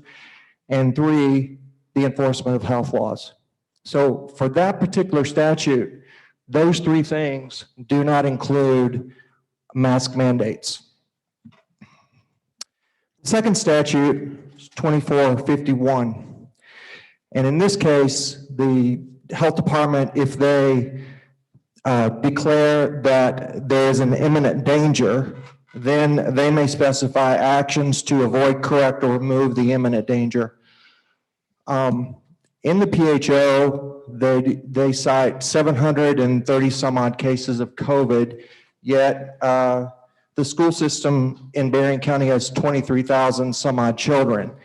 That means the PHO basically admits that every time a mask is put on an uninfected kid, it is in violation of the law. Because there are all these, you see, each kid has not been established to be an imminent danger. Finally, one more statute that applies more particularly to school officials, which is 380-1307, which is the statute that deals with seclusion and restraint. If I could have 30 seconds. Time. It's your thought. Thank you. Section B of the statute lists, it says this: the following practices are prohibited for school personnel in the public schools under all circumstances, including emergency situations. Section F of the list of things that are prohibited: any restraint that negatively impacts breathing. It's in black and white. Now, perhaps you guys have been trained on this and you know better than me, but as I've researched this, that just jumped out at me as, wow, how is this within the law when it is written in black and white? Thank you. Thank you. You can drop your copies with Liz and she'll ensure we get them. Next. All right, go ahead. Good evening, school board and human resources. I'm Anicia Noel from Everywhere 49022. And as you know, I'm always here. So I want to start with the first the second Webster's definition to respect. It states the second definition is due regard for the feelings, wishes, rights, or traditions of others. According to your policy manual, Policy 5780, the board recognizes the rights of not only the students, but as well as the parents. How much did the third floor renovation cost? Were there central air on the third floor? I'm a 2007 alumni. I haven't been here in the entire building in 15 years. And when I went to take my son out of the school district, I was surprised to see that the third floor looks like Whirlpool, where I work. It's nice. Why don't our kids have that? But you all come to our special school board meetings on July and state how our kids deserve something new. Why are we keeping these old buildings, and yet the third floor is beautiful? It has all new windows, all new doors, all new infrastructure up there, even new carpet, in which when I left in 2007, it was blocked off. It had the exact same floors we have here. It had no air conditioner, as we don't have now. So according to the policy, you violated. Why would you take $500,000 from the sinking fund and not apply for the Brownfield Redevelopment Authority funds that are set for abatement, redevelopment, and removal of asbestos? Why would you take out of our general fund that could go to my teacher right here, my 7th grade teacher, and all of the teachers that came? She advised me that she's been in the district over 30 years. She was my 7th grade teacher. I'm 32 years old. She states according to her pay scale, it looks like she's only been here for 18. And yet you all received extra COVID funding in 2019, 2020 that I was able to confirm with the Michigan Department of Treasury and Education. Philip Boone, if you need to check. So at this point, now I have questions. Who has been, the Brownfield Redevelopment Authority has been capturing our operating local school taxes since 19. Why did you all cancel the sale on North Shore when I brought it to you all in January, February? Just for you to come back and say, oh, now it's past its life and it needs to be torn down. Please wrap up your thought. That was, That's all a right. public comment maker, ma'am. All right. Exact point. All right, next.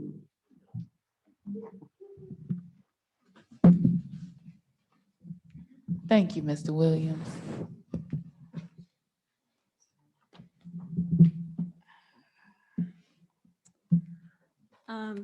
Oops. My name is Jennifer Mayo. I am from Lincoln Township. I'm here for a couple of reasons. One, to speak about the mask mandate. My son passed out twice wearing masks at Lakeshore Middle School last year. That's probably not information that's shared between school districts, so I felt it necessary to go to as many different school board meetings as possible to share my story because it's not being heard otherwise. He has a medical exemption, but because he doesn't want to be bullied for being different, he's not willing to exercise it. The mask mandate, you've probably heard many things about it, so I'm not really going to waste a lot of time talking about that. But I have some concerns. I've heard from other superintendents outside of Berrien County that there are already discussions of putting vaccine clinics into the schools between local school boards and the health departments. It is not the place of the school to be administering medical procedures of any kind. I've heard a lot of things here tonight about what you tolerate, you approve of, change the way you look at things, the things you look at will change, and being transparent. And I would like to urge everybody here to keep that in mind. I mainly came tonight because I wanted to share a few resources. I previously have spoken outside the context of the school administration with Trustee Bonds previously about some of these things.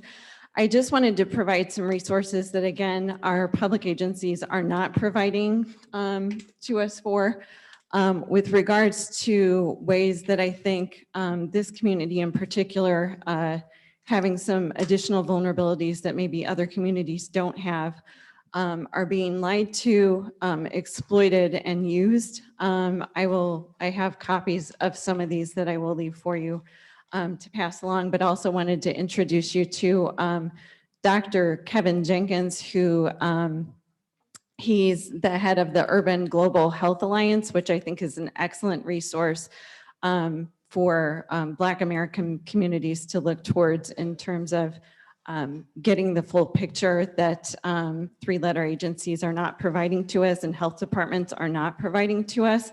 I think it is our responsibility to do our own research and seek outside resources beyond what corporate interests are providing to these communities and be very, very proactive for these kids because we cannot get these years back. I also want to leave a copy of Medical Apartheid by Harriet Washington for you to reference. I was going to read an excerpt, but so I won't do that. But there's also a documentary called Medical that's available through the Children's Health Defense Fund. Thank you.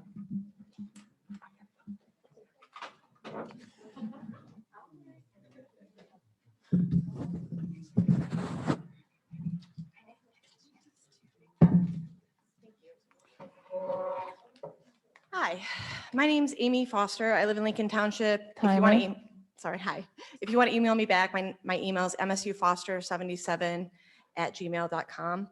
I'm a wife and proud mother of 4 strong-willed daughters. I actually grew up going to Lake Michigan Catholic, not too far from here, next to St. John's Catholic Church.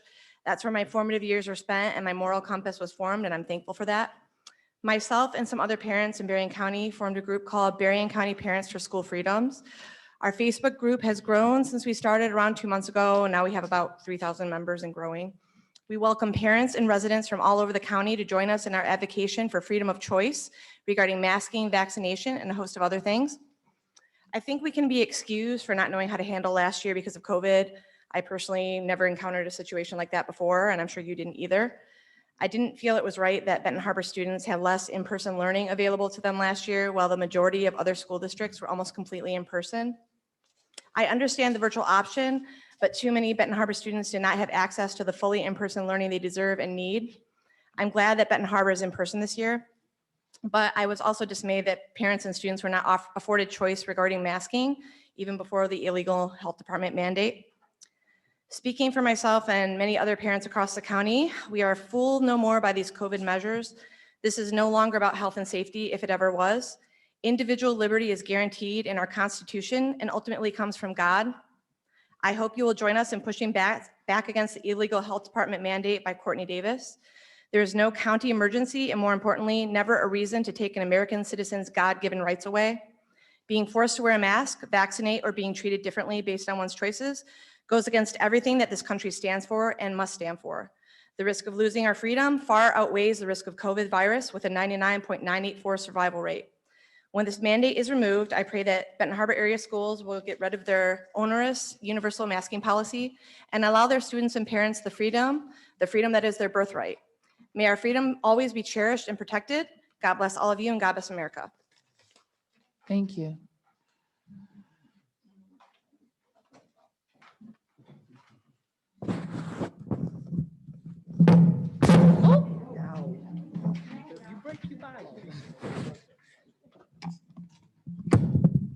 I'm expecting to get a repair invoice with with that mic quote. Good evening, Benton Harbor Board of Education. My name is Tony Anderson, and I live in Benton Harbor, not too far from here, actually. I come before you tonight as an advocate for all the children that don't have a voice in this city, whether it be because their parents couldn't bring them to this meeting or because they were too scared to stand up and speak. Having been a foster parent for 6 years, I know what it's like to be an advocate for children. Too many times, children in foster care get stuck in the middle of a long court battle. That's exactly what is happening here with the mask mandate you guys put in place. Do you know how many children have died from COVID-19 in Berrien County? 0. Children make up 0.019% of all hospitalizations in the US, with 0 children currently hospitalized in our entire 6-county region. The new Delta variant, 1 case for children in Berrien County. This is why I say they are stuck in the middle. COVID-19 simply does not affect children in the same way it does adults. And here we are, turning these kids' worlds completely upside down because of it. Wearing a mask isn't just wearing a mask for some kids. Masks are quite the distraction in the classroom. They inhibit learning for young kids trying to see how words are sounded out. They cause great anxiety for some kids, and many can't breathe in them, just to name a few of the problems. So all I'm asking is for you to take the children out of the middle of this. Do whatever you want to do with the adults. We can make our own choices if we want to comply or not. The children just want an education. Why can't we leave it at that? Thank you.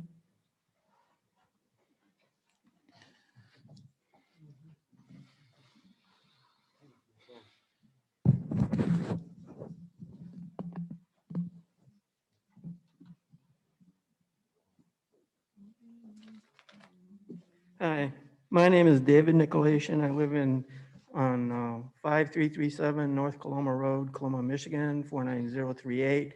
I've got a couple of granddaughters that are in school in Berrien County schools, and they are my main interest is what got me out here to look and see what's going on in our schools and what's going on at these board meetings. I wanted to start this out with one positive note, though. I want to congratulate and thank the board for starting this session out with the Pledge of Allegiance to the flag. That's something that's very important to me, and I'm hoping my granddaughters are getting that in school too. When the meeting first started, there were some people outside that were, and I happen to know most of them, were here to peacefully protest. And I'm going under the assumption that you're an elected board. So I don't know if when you get elected, did you take an oath of office like I did when I went into service, or the rest of the congressmen and stuff take? No answer to that? Well, I'm assuming that you probably did, but you've got people standing outside, and when I walked out past here, the president was mouthing under color of law that she was going to call the police on those people. Well, when I got out to the door, I seen a group. Most of them had masks on. A few of them did not. Whoever was manning the door did not want me to converse with any of them people. All I wanted to do was step out and see how it was going, but they wanted to restrict me to inside and them to outside. And when you get, how do you get under color of law to arrest somebody for, I see you have it on your doors by, it is the law. Well, I don't think it is the law. I think it's a rule, it's a mandate, it's whatever you want to call it, but it's not a law. And so which police department would you call? Would you call the local police, the sheriff's department? I know for a fact that the sheriff's department takes the same oath I did when I went into service. Restricting entrance. The Constitution specifically lays out the right of the people to peacefully assemble and to petition the government for a redress of grievances. You're putting up roadblocks to petition the government because as elected officials, you are the people that we need to protest to. And I don't think any of those people out there were in any way other than peaceful. I'm in here and I'm peaceful. I'm not happy with you, but I'm peaceful. I'm wearing the mask because it's a control issue for you. I think I got basically that I came in here to support, unmask our children. And I have skin in the deal here with grandchildren. Thank you. So I'm just gonna pause for one quick second. I'll hold my tongue. Go ahead.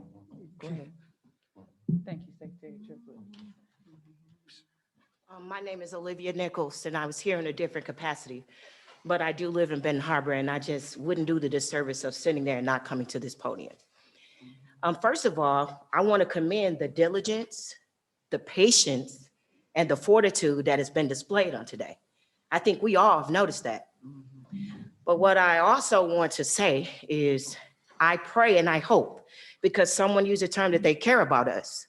So I pray and I hope that the same diligence, fortitude, and patience that was displayed today is not just applied when there's some sort of political rhetoric or some type of policy narrative. I hope that when there are other issues, because I wear my mask voluntarily, and I had my father passed from COVID, so that's a passionate thing for me. But I hope when there's things that affect us, and like the whole racial divide that we know suffers from one side of the bridge to the other, I hope that as a school board, when people come into our communities and display that care, that we call on the same representatives so that they can show the same patience, tenacity, and diligence that they showed here tonight. That way they can qualify the care. They can qualify that it's not just the political agenda or it's not just the policy rhetoric, but they care across the board, because care is not encapsulated into one particular topic. Care is exemplified in a plethora of ways. So if you really care, the next time there's healing on racial and political divide that Mr. Bowen's champions, I pray that every individual in this room that displayed that same tenacity, care, and fortitude is present. Because then that proves that they're not just exploiting communities that they don't live in to come in and speak about something that does not directly affect them.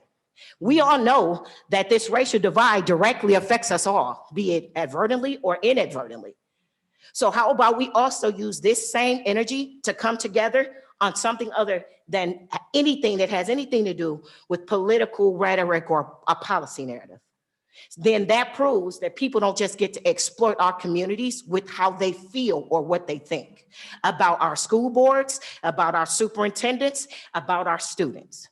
I think we should also require that they be just as diligent about other topics as they are these.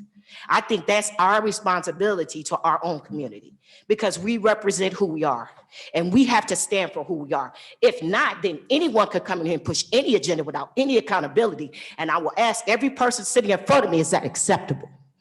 Superintendent, Madam President, Vice President, Secretary, Treasurer, is that acceptable?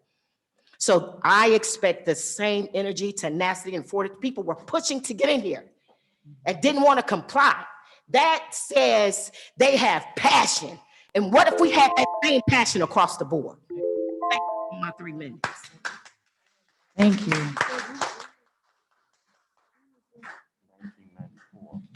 All right, so next on the agenda, we're gonna keep it moving. Superintendent announcements and comments. Thank you, Madam President. Thank you, community members, for everybody that came out. I want to send a major shout out to all of our educators in Benton Harbor area school. We're 3 weeks in now. This is our 3rd week of school. We're rocking and rolling. Our educators are not giving up on our kids. Our young people are coming back fired up. They're ready to go. Very excited about this academic school year.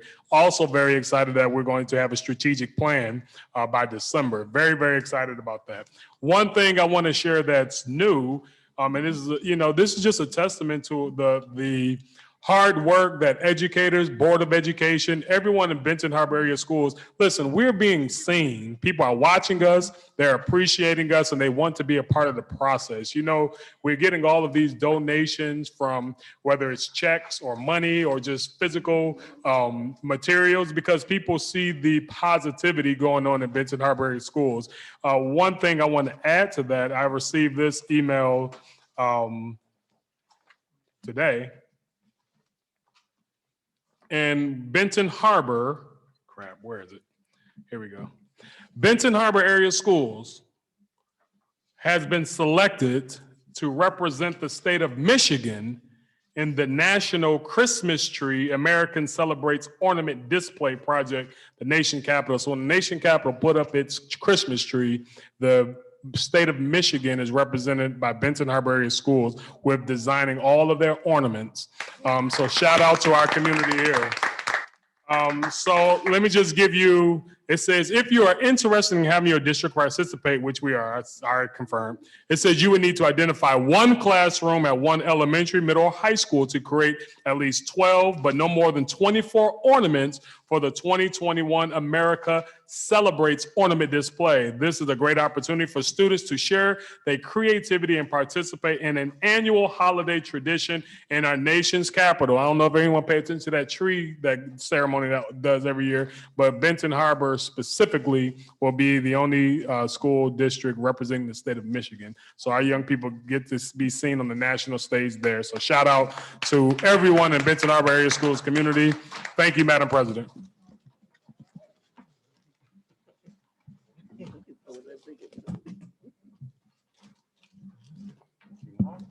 All right, we're gonna go with Trustee Bowens for board comment. Thank you so much. And I want to say thank you to the ones that came here tonight. You know, pro-life is wearing a face mask. Pro-life is believing science is real. Pro-life is following the doctors that God given the experience and wisdom. That's science. That's real. Science works for certain things when we want to send a man up to the moon. and we believe facts. We believe that there was weapons of mass destruction in Iraq and the Chinese people brought coronavirus over. We believe that. And then we believe in not wearing masks. And then we come into these Black communities and tell our people that wearing a mask is taking their freedoms. Where the hell you been all this time? When we don't have a healthcare system in our community. Black folks, you want to talk about medical racism? Let's be Black and imagine going to the hospital, telling that you're in pain. Imagine that. Imagine being Black and you got to go 5-10 miles to the grocery store because you don't have it. And you have the audacity to come and tell us our freedoms have been violated. Well, where the heck you been all these years? The audacity and nerve of some of the people that came up here, don't pay taxes, don't send their kids to the school, and try to cause a ruckus. Did you not read that sign when you drove up on Colfax? It says Black Lives Matter. Did you not understand that in March, Black people in this community were dying from COVID? We just buried a 16-year-old, a 17-year-old from COVID. So if a face mask is saving them, so let it be. We'd like to put the facts in what doesn't fit good for you. You want to care for the Black child. Well, if we're going to care for the Black child, let's go to Kim Lasada and talk about getting education funding. Let's go so we can have equality of house. And let's prove that we are stronger together when we realize Black lives do matter and not just using it as a political pawn. The same rhetoric that we just heard today reminds me of those same people that was at the Capitol in June 6th that believed Donald Trump won the election. That's the same people that we're dealing with. When you have people in this community that you went to school with, that grew up, sisters dying of COVID, how dare you? Who woke up and what made you feel like you had the chance to come up here? I would be embarrassed. You don't see us going to St. Joe, Lakeshore, and none of them other schools. You ought to ask yourself, check yourself in the mirror and say, what the heck did I just do? Because it looked like the great white hope telling these Black children that are dying, that get sick quick, that face masks are bad for you. Medicine only works when it works for you guys and Black folks can't get saved for it. But if medicine didn't work. All right. No, sir. So, It's not dialogue. More. okay. And if the truth hurts, say out. So on that note, I'm gone. Thank you, Trustee Bonds, for your comment. Next, we have Trustee Roquette Martin. Yes, I'd like to comment on the pay raise for our custodians and for the people that service our buildings every day. And, I heard once that, it would be nice just to get a living wage, not minimum wage, but a living wage. And $12 or whatever they make it, the number 12 is simply just not acceptable. If you think about it, if you did not have custodians in your building, who's going to clean up those messes that kids make and that adults make? I was a building administrator, and I know when my custodian did not show up, what that meant for me if I didn't get a sub right away. If kids got sick, I had to clean up the throw up. If they had accidents, I had to clean it up. If the lunch room was a mess, I literally put up tables, washed tables, mop floors, swept floors. So I think it's just unreasonable to think we can function without those people and to regard them as such a low rate of pay. I just don't buy that. And so I am going to bring to my HR committee that concern so that we can do something about that. Thank you, Trustee. Other than that, I do thank our board and the teachers for their due diligence in coming and telling us we were not aware. So just like you found out that short notice, we just found out the short notice that you gave us. And it's not that we don't hear your plight, we do. Because I've had it to happen to me before too, even as a building administrator. And so children tend to learn when numbers are not so large in their classroom. I can remember having 33 kids in the classroom. I did get a full-time aide, so that gave me 2 adults in the room, which was pretty neat, but still, that was back in the day. And times for our kids are certainly changing, and we were not fighting COVID. So I do hear you, Now, I am going to say this. I do not appreciate the way you came and told us in that kind of demanding tone, I'm not, or I'm going to leave. I do not appreciate that, but I understand where you're coming from. I understand where you're coming from. So with that being so said, we were listening, I was listening, and I'm a teacher at heart. All right, next we have Trustee Buchanan. I would like to say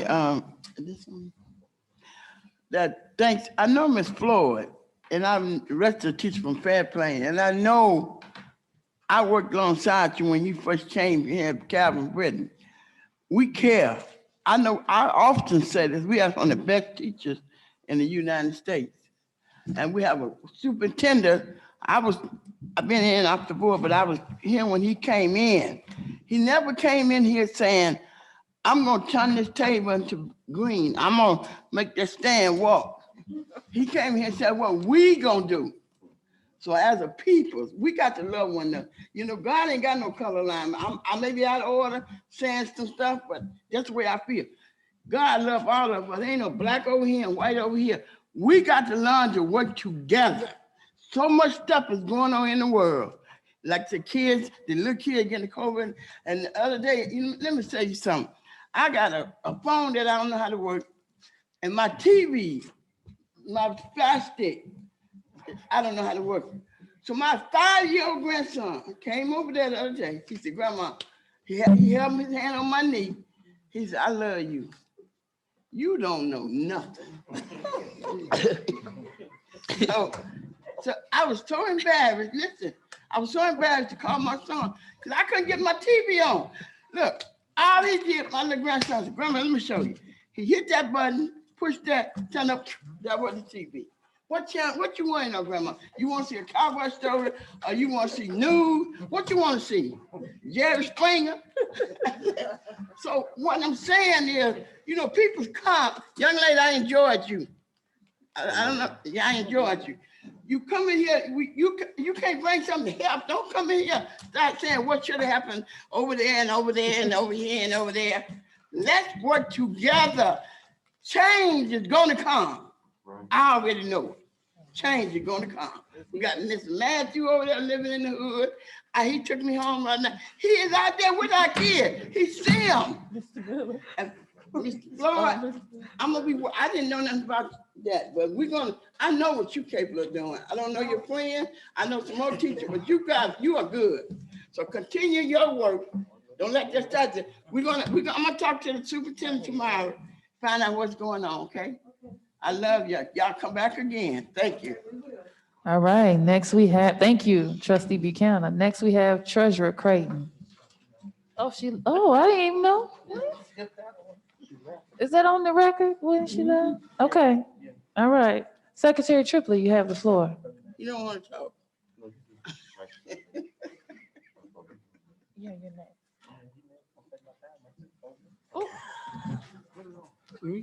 First of all, I would like to take this opportunity to say to our president,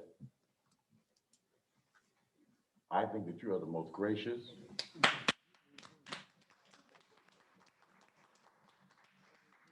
humble, yes,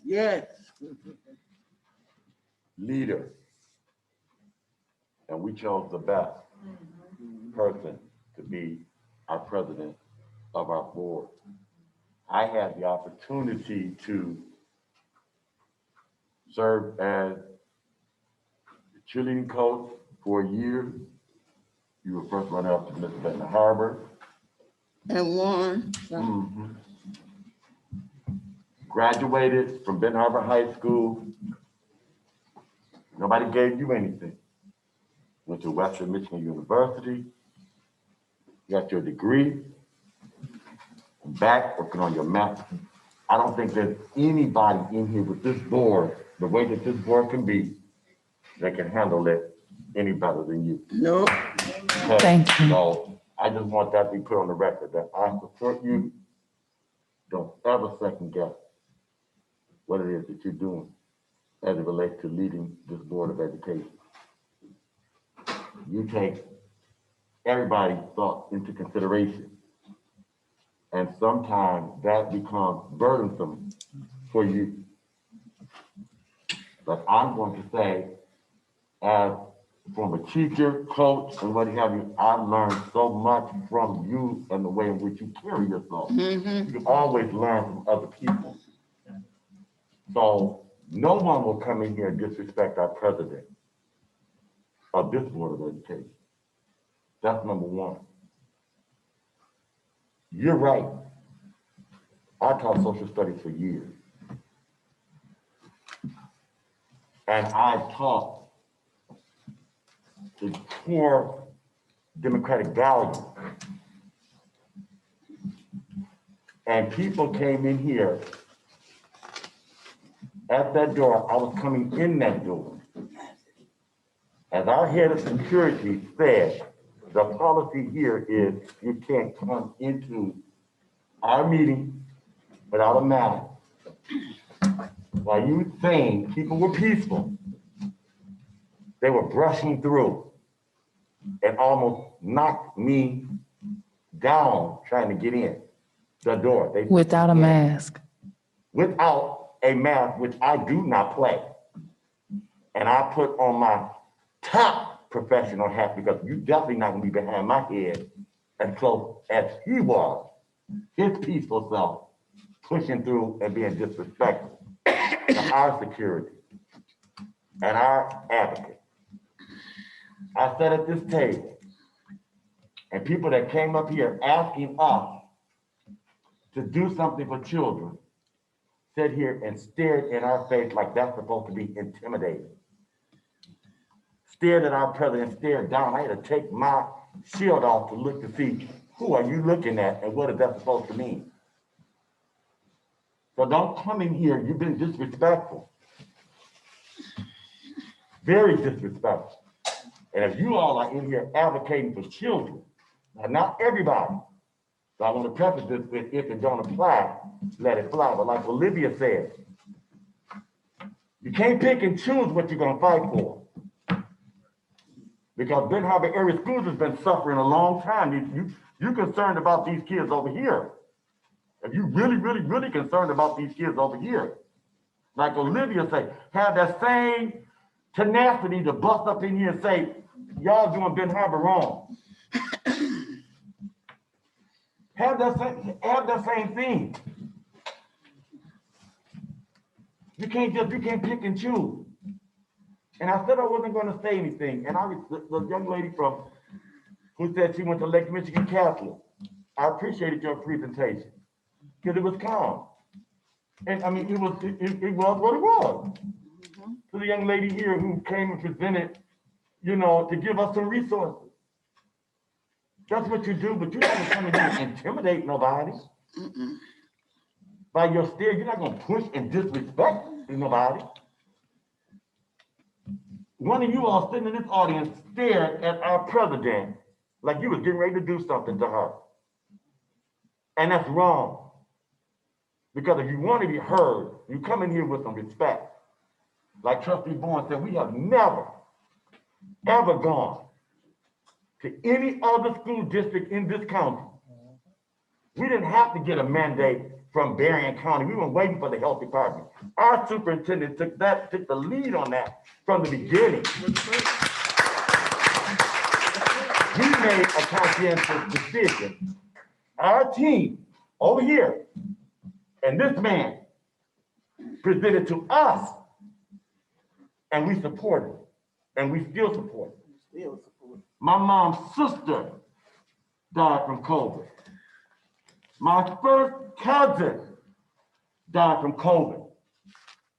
I was just at a funeral last week of a 17-year-old girl who is the granddaughter of my former student who died from COVID. She went on a trip to Florida. 4 of them came back. 3 of them made it, she died. We just had that funeral. I just did a funeral of a former student, 40-something years old, 2 sons, a wife, died from COVID. over 2 dozen teachers in Georgia, support staff, security, administrators are dead from COVID. If we're gonna make a mistake, any mistake at all, if we're making a mistake about these masks, we're gonna make a mistake on this side with these masks on. And I want to say to this community, to Dr. Townsend, and to our chief, thank you. Thank you for supporting him, and thank you for being a leader. And I am so proud to be on this Board of Education. Very proud to be on this Board of Education, to work alongside of our superintendent. We don't always get it right, and we don't have to always get it right. And we don't always agree, and we don't have to always agree. But we got somebody that's looking out for our kids. See, y'all got, when you go to y'all schools, the schools in the county y'all came from, y'all got 17 and 18 kids in the classroom. Y'all don't have 25. When I taught you, I had 33 students, 34 students in the classroom. Y'all don't have that over there. Y'all not losing y'all kids like we are. And we're trying to make it. Right is right. And so I'm going to forgive you. And you know who you are? Because that was wrong. Because we're not that kind of people. I don't care what you heard. And you have a right to come in here and voice your opinion. This is open to anybody to come in here. But you cannot, that's not the way you treat people. And it's wrong. So I want to say to this Board of Education, to Trustee Bonds, I appreciate your fight. This ain't new. When we wrote in Black Lives Matter, we got Black children. Our demographics look different. We're losing our aunt. We're losing our father. We're losing our children. We're losing our family members. So you need to be careful. And you need to be mindful when you walk into situations, because every situation is not the same. I digress. And again, Madam President, what's understood don't ever have to be explained. Ever. Thank you. Thank you, Secretary Triplett. And I appreciate everything that you stated. I do sincerely, really do. Next, we have Vice President Bradley. Good evening, everyone. Thank you for coming out. Thank our staff members and everyone. First off, I want to say, Trustee Bonds, Secretary Triplett, and everyone else, I share your sentiments. I value everybody's opinion, no matter what side of the political spectrum you're on, whether you vote red or blue, doesn't matter. But it just strikes me that when we have an issue like this, everybody wants to come in. We've been having issues here for years. And now all of a sudden, boom, oh, we don't want the children wearing masks. Okay, fine, but take it over there. We got our own problems we're trying to fight. So with that being said, yeah, we've everybody at this table knows someone that's been impacted by COVID. Last year, we lost our jurisdictional bishop, who was a Benton Harbor High School alumni, was on the varsity basketball team back in the 60s. Died of COVID. My uncle and aunt, Benton Harbor alumni, got a call from one of my sisters that lives in Maryland and said, you know anybody Bradley's in Grand Rapids? I said, yeah. She sent me a picture. They were in the New York Times. That's a future story about COVID. So it's real. And, I value that y'all came over. Thank y'all for your time coming over, because we want to listen to hear what you have to say. But with that, I'm going to move on. Me and President Robinson had a chance to go to our lower elementary grades, well, all our elementary schools, I should say. And we took a tour of the building. We were very impressed. We didn't know about those issues. So I did bring up a question to the principal about the social distance, because I was like, y'all look tight in the classroom, you know, so I did notice that. Ms. Floyd, why I called you over here, I want to make sure that as facility chairperson, we try to at least see if we can get some ACs installed. Okay, so we'll look into it. We'll get with Mr. Miller and our facilities committee and see if we can do anything. Also want to say, but I was very impressed by what I saw at the buildings. I was glad the students were engaged. It was good to see alumni, familiar faces. I went from different buildings. I saw family members. I saw staff members that I've known for years, and it was just good to see that. And I heard President Robinson make that comment. It feels like the Benton Harbor of, you know, when we were in school, you know. And when I walked in, we went to Fairplain East. First person I saw, Ardell, you know, went to school with Ardell, and then went, you know, one place I saw my aunt in the cafeteria. I'm like, oh, okay, you know, because I remember when she started in food service and back when I was in school. So it was good to see familiar faces. Let me see, what else I had on my list. I also want to make sure we start collaborating and getting our PTA and PTO involved too, so in that way we at least have communication and sometime board, because a lot of parents don't get to the meetings, but if we at least can start, you know, doing a collaboration where they know, hey, the board is listening, because a lot of those concerns probably would be better addressed in those environments. With that, that's all I have to say. Thank you very much.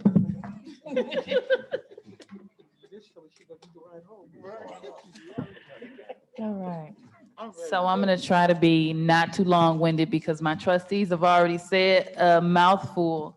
So I just want to begin by thanking our trustees for being here for a special meeting and a regular board meeting. This has been an extremely long evening, but we've gotten through it. Dr. Townsend was here. Mr. Johnson was also here for that first meeting, and our support staff. So thank you all for being willing to be here an extended amount of time. I thank the community that tuned in and joined us, those that are parents of Benton Harbor area schools, and our teachers, as well as those that came from other areas. We are open and willing to hear different viewpoints, because anything outside of yourself sometimes can be an opportunity to grow. So individuals are welcome, but I do want to speak to what everyone else has said. Benton Harbor area schools as a district has been struggling to maintain equitable education for our students for over 15 to 20 years. And I don't believe any of the individuals seated here today, or any of the others that may plan to come, have ever stepped into a board meeting or joined us in Lansing, or any of the other attempts that our staff have made to make pleas for our district when we're on this side of the bridge struggling to survive, and there's others on the opposite side of the bridge flourishing. And so what you're hearing is that we're confused as to why today is the day that everyone cares for our students, because we've been screaming and saying we need support for years. And so that's what is what you're hearing. We're confused as to why the mask mandate that we have implemented in efforts to keep our children safe is now an issue that's violating rights, when the lack of equitable education wasn't. And the increase in the amount of our students that end up in Berrien County Jail because they're not receiving equitable education throughout this county. I don't see anybody that's at the jail protesting the amount of our students or citizens that are there, or the inadequate health care that we're receiving in facilities for our students and our communities and our people of color. So when it comes down to a mask mandate that is something that we are doing to keep our children safe, it's absolutely confusing to me that this is the one moment that individuals felt they needed to come to Benton Harbor area schools to talk to us. Now, again, as stated, I am always open to alternative views, but I'm pretty sure that you all have some alternative solutions for some of the other issues that we've discussed tonight. And so if you have some of those insights and resources and books and manuals and speeches that you would like to continue to join us to provide us with solutions for how to maintain equitable education for our students, then I would implore you to continue to join us. But if you choose not to do that, then you are aware of exactly what we are saying. It's not a care about our children. It's a concern for your cause. And while it may be worthy, I'm afraid that you're in the wrong place, because Benton Harbor area schools is not going to change our mask mandate. And an individual said that there is a lack of kids that are dying from COVID in Berrien County. Well, guess what? Benton Harbor Area Schools is going to do everything that we can do to prevent any of our students from dying because they've contracted it in our school buildings. I would prefer to have 100 people here mad at me about a mask mandate than one parent here and we're having to memorialize their child because they died of COVID sitting in a classroom without a mask. And to respond to the comment that I was rude to the gentleman, although my secretary told me not to, there was no peaceful people. That the individual that I was responding to was not peaceful. And what I communicated is you are welcome to enter this building as long as you wear a mask, but you will not come in without a mask. And they indicated that they were going to force their way in here. And I clarified, you are not authorized to enter without a mask. And if you choose to force entry into this building without a mask, you are doing so unauthorized and therefore trespassing, and I will call the police.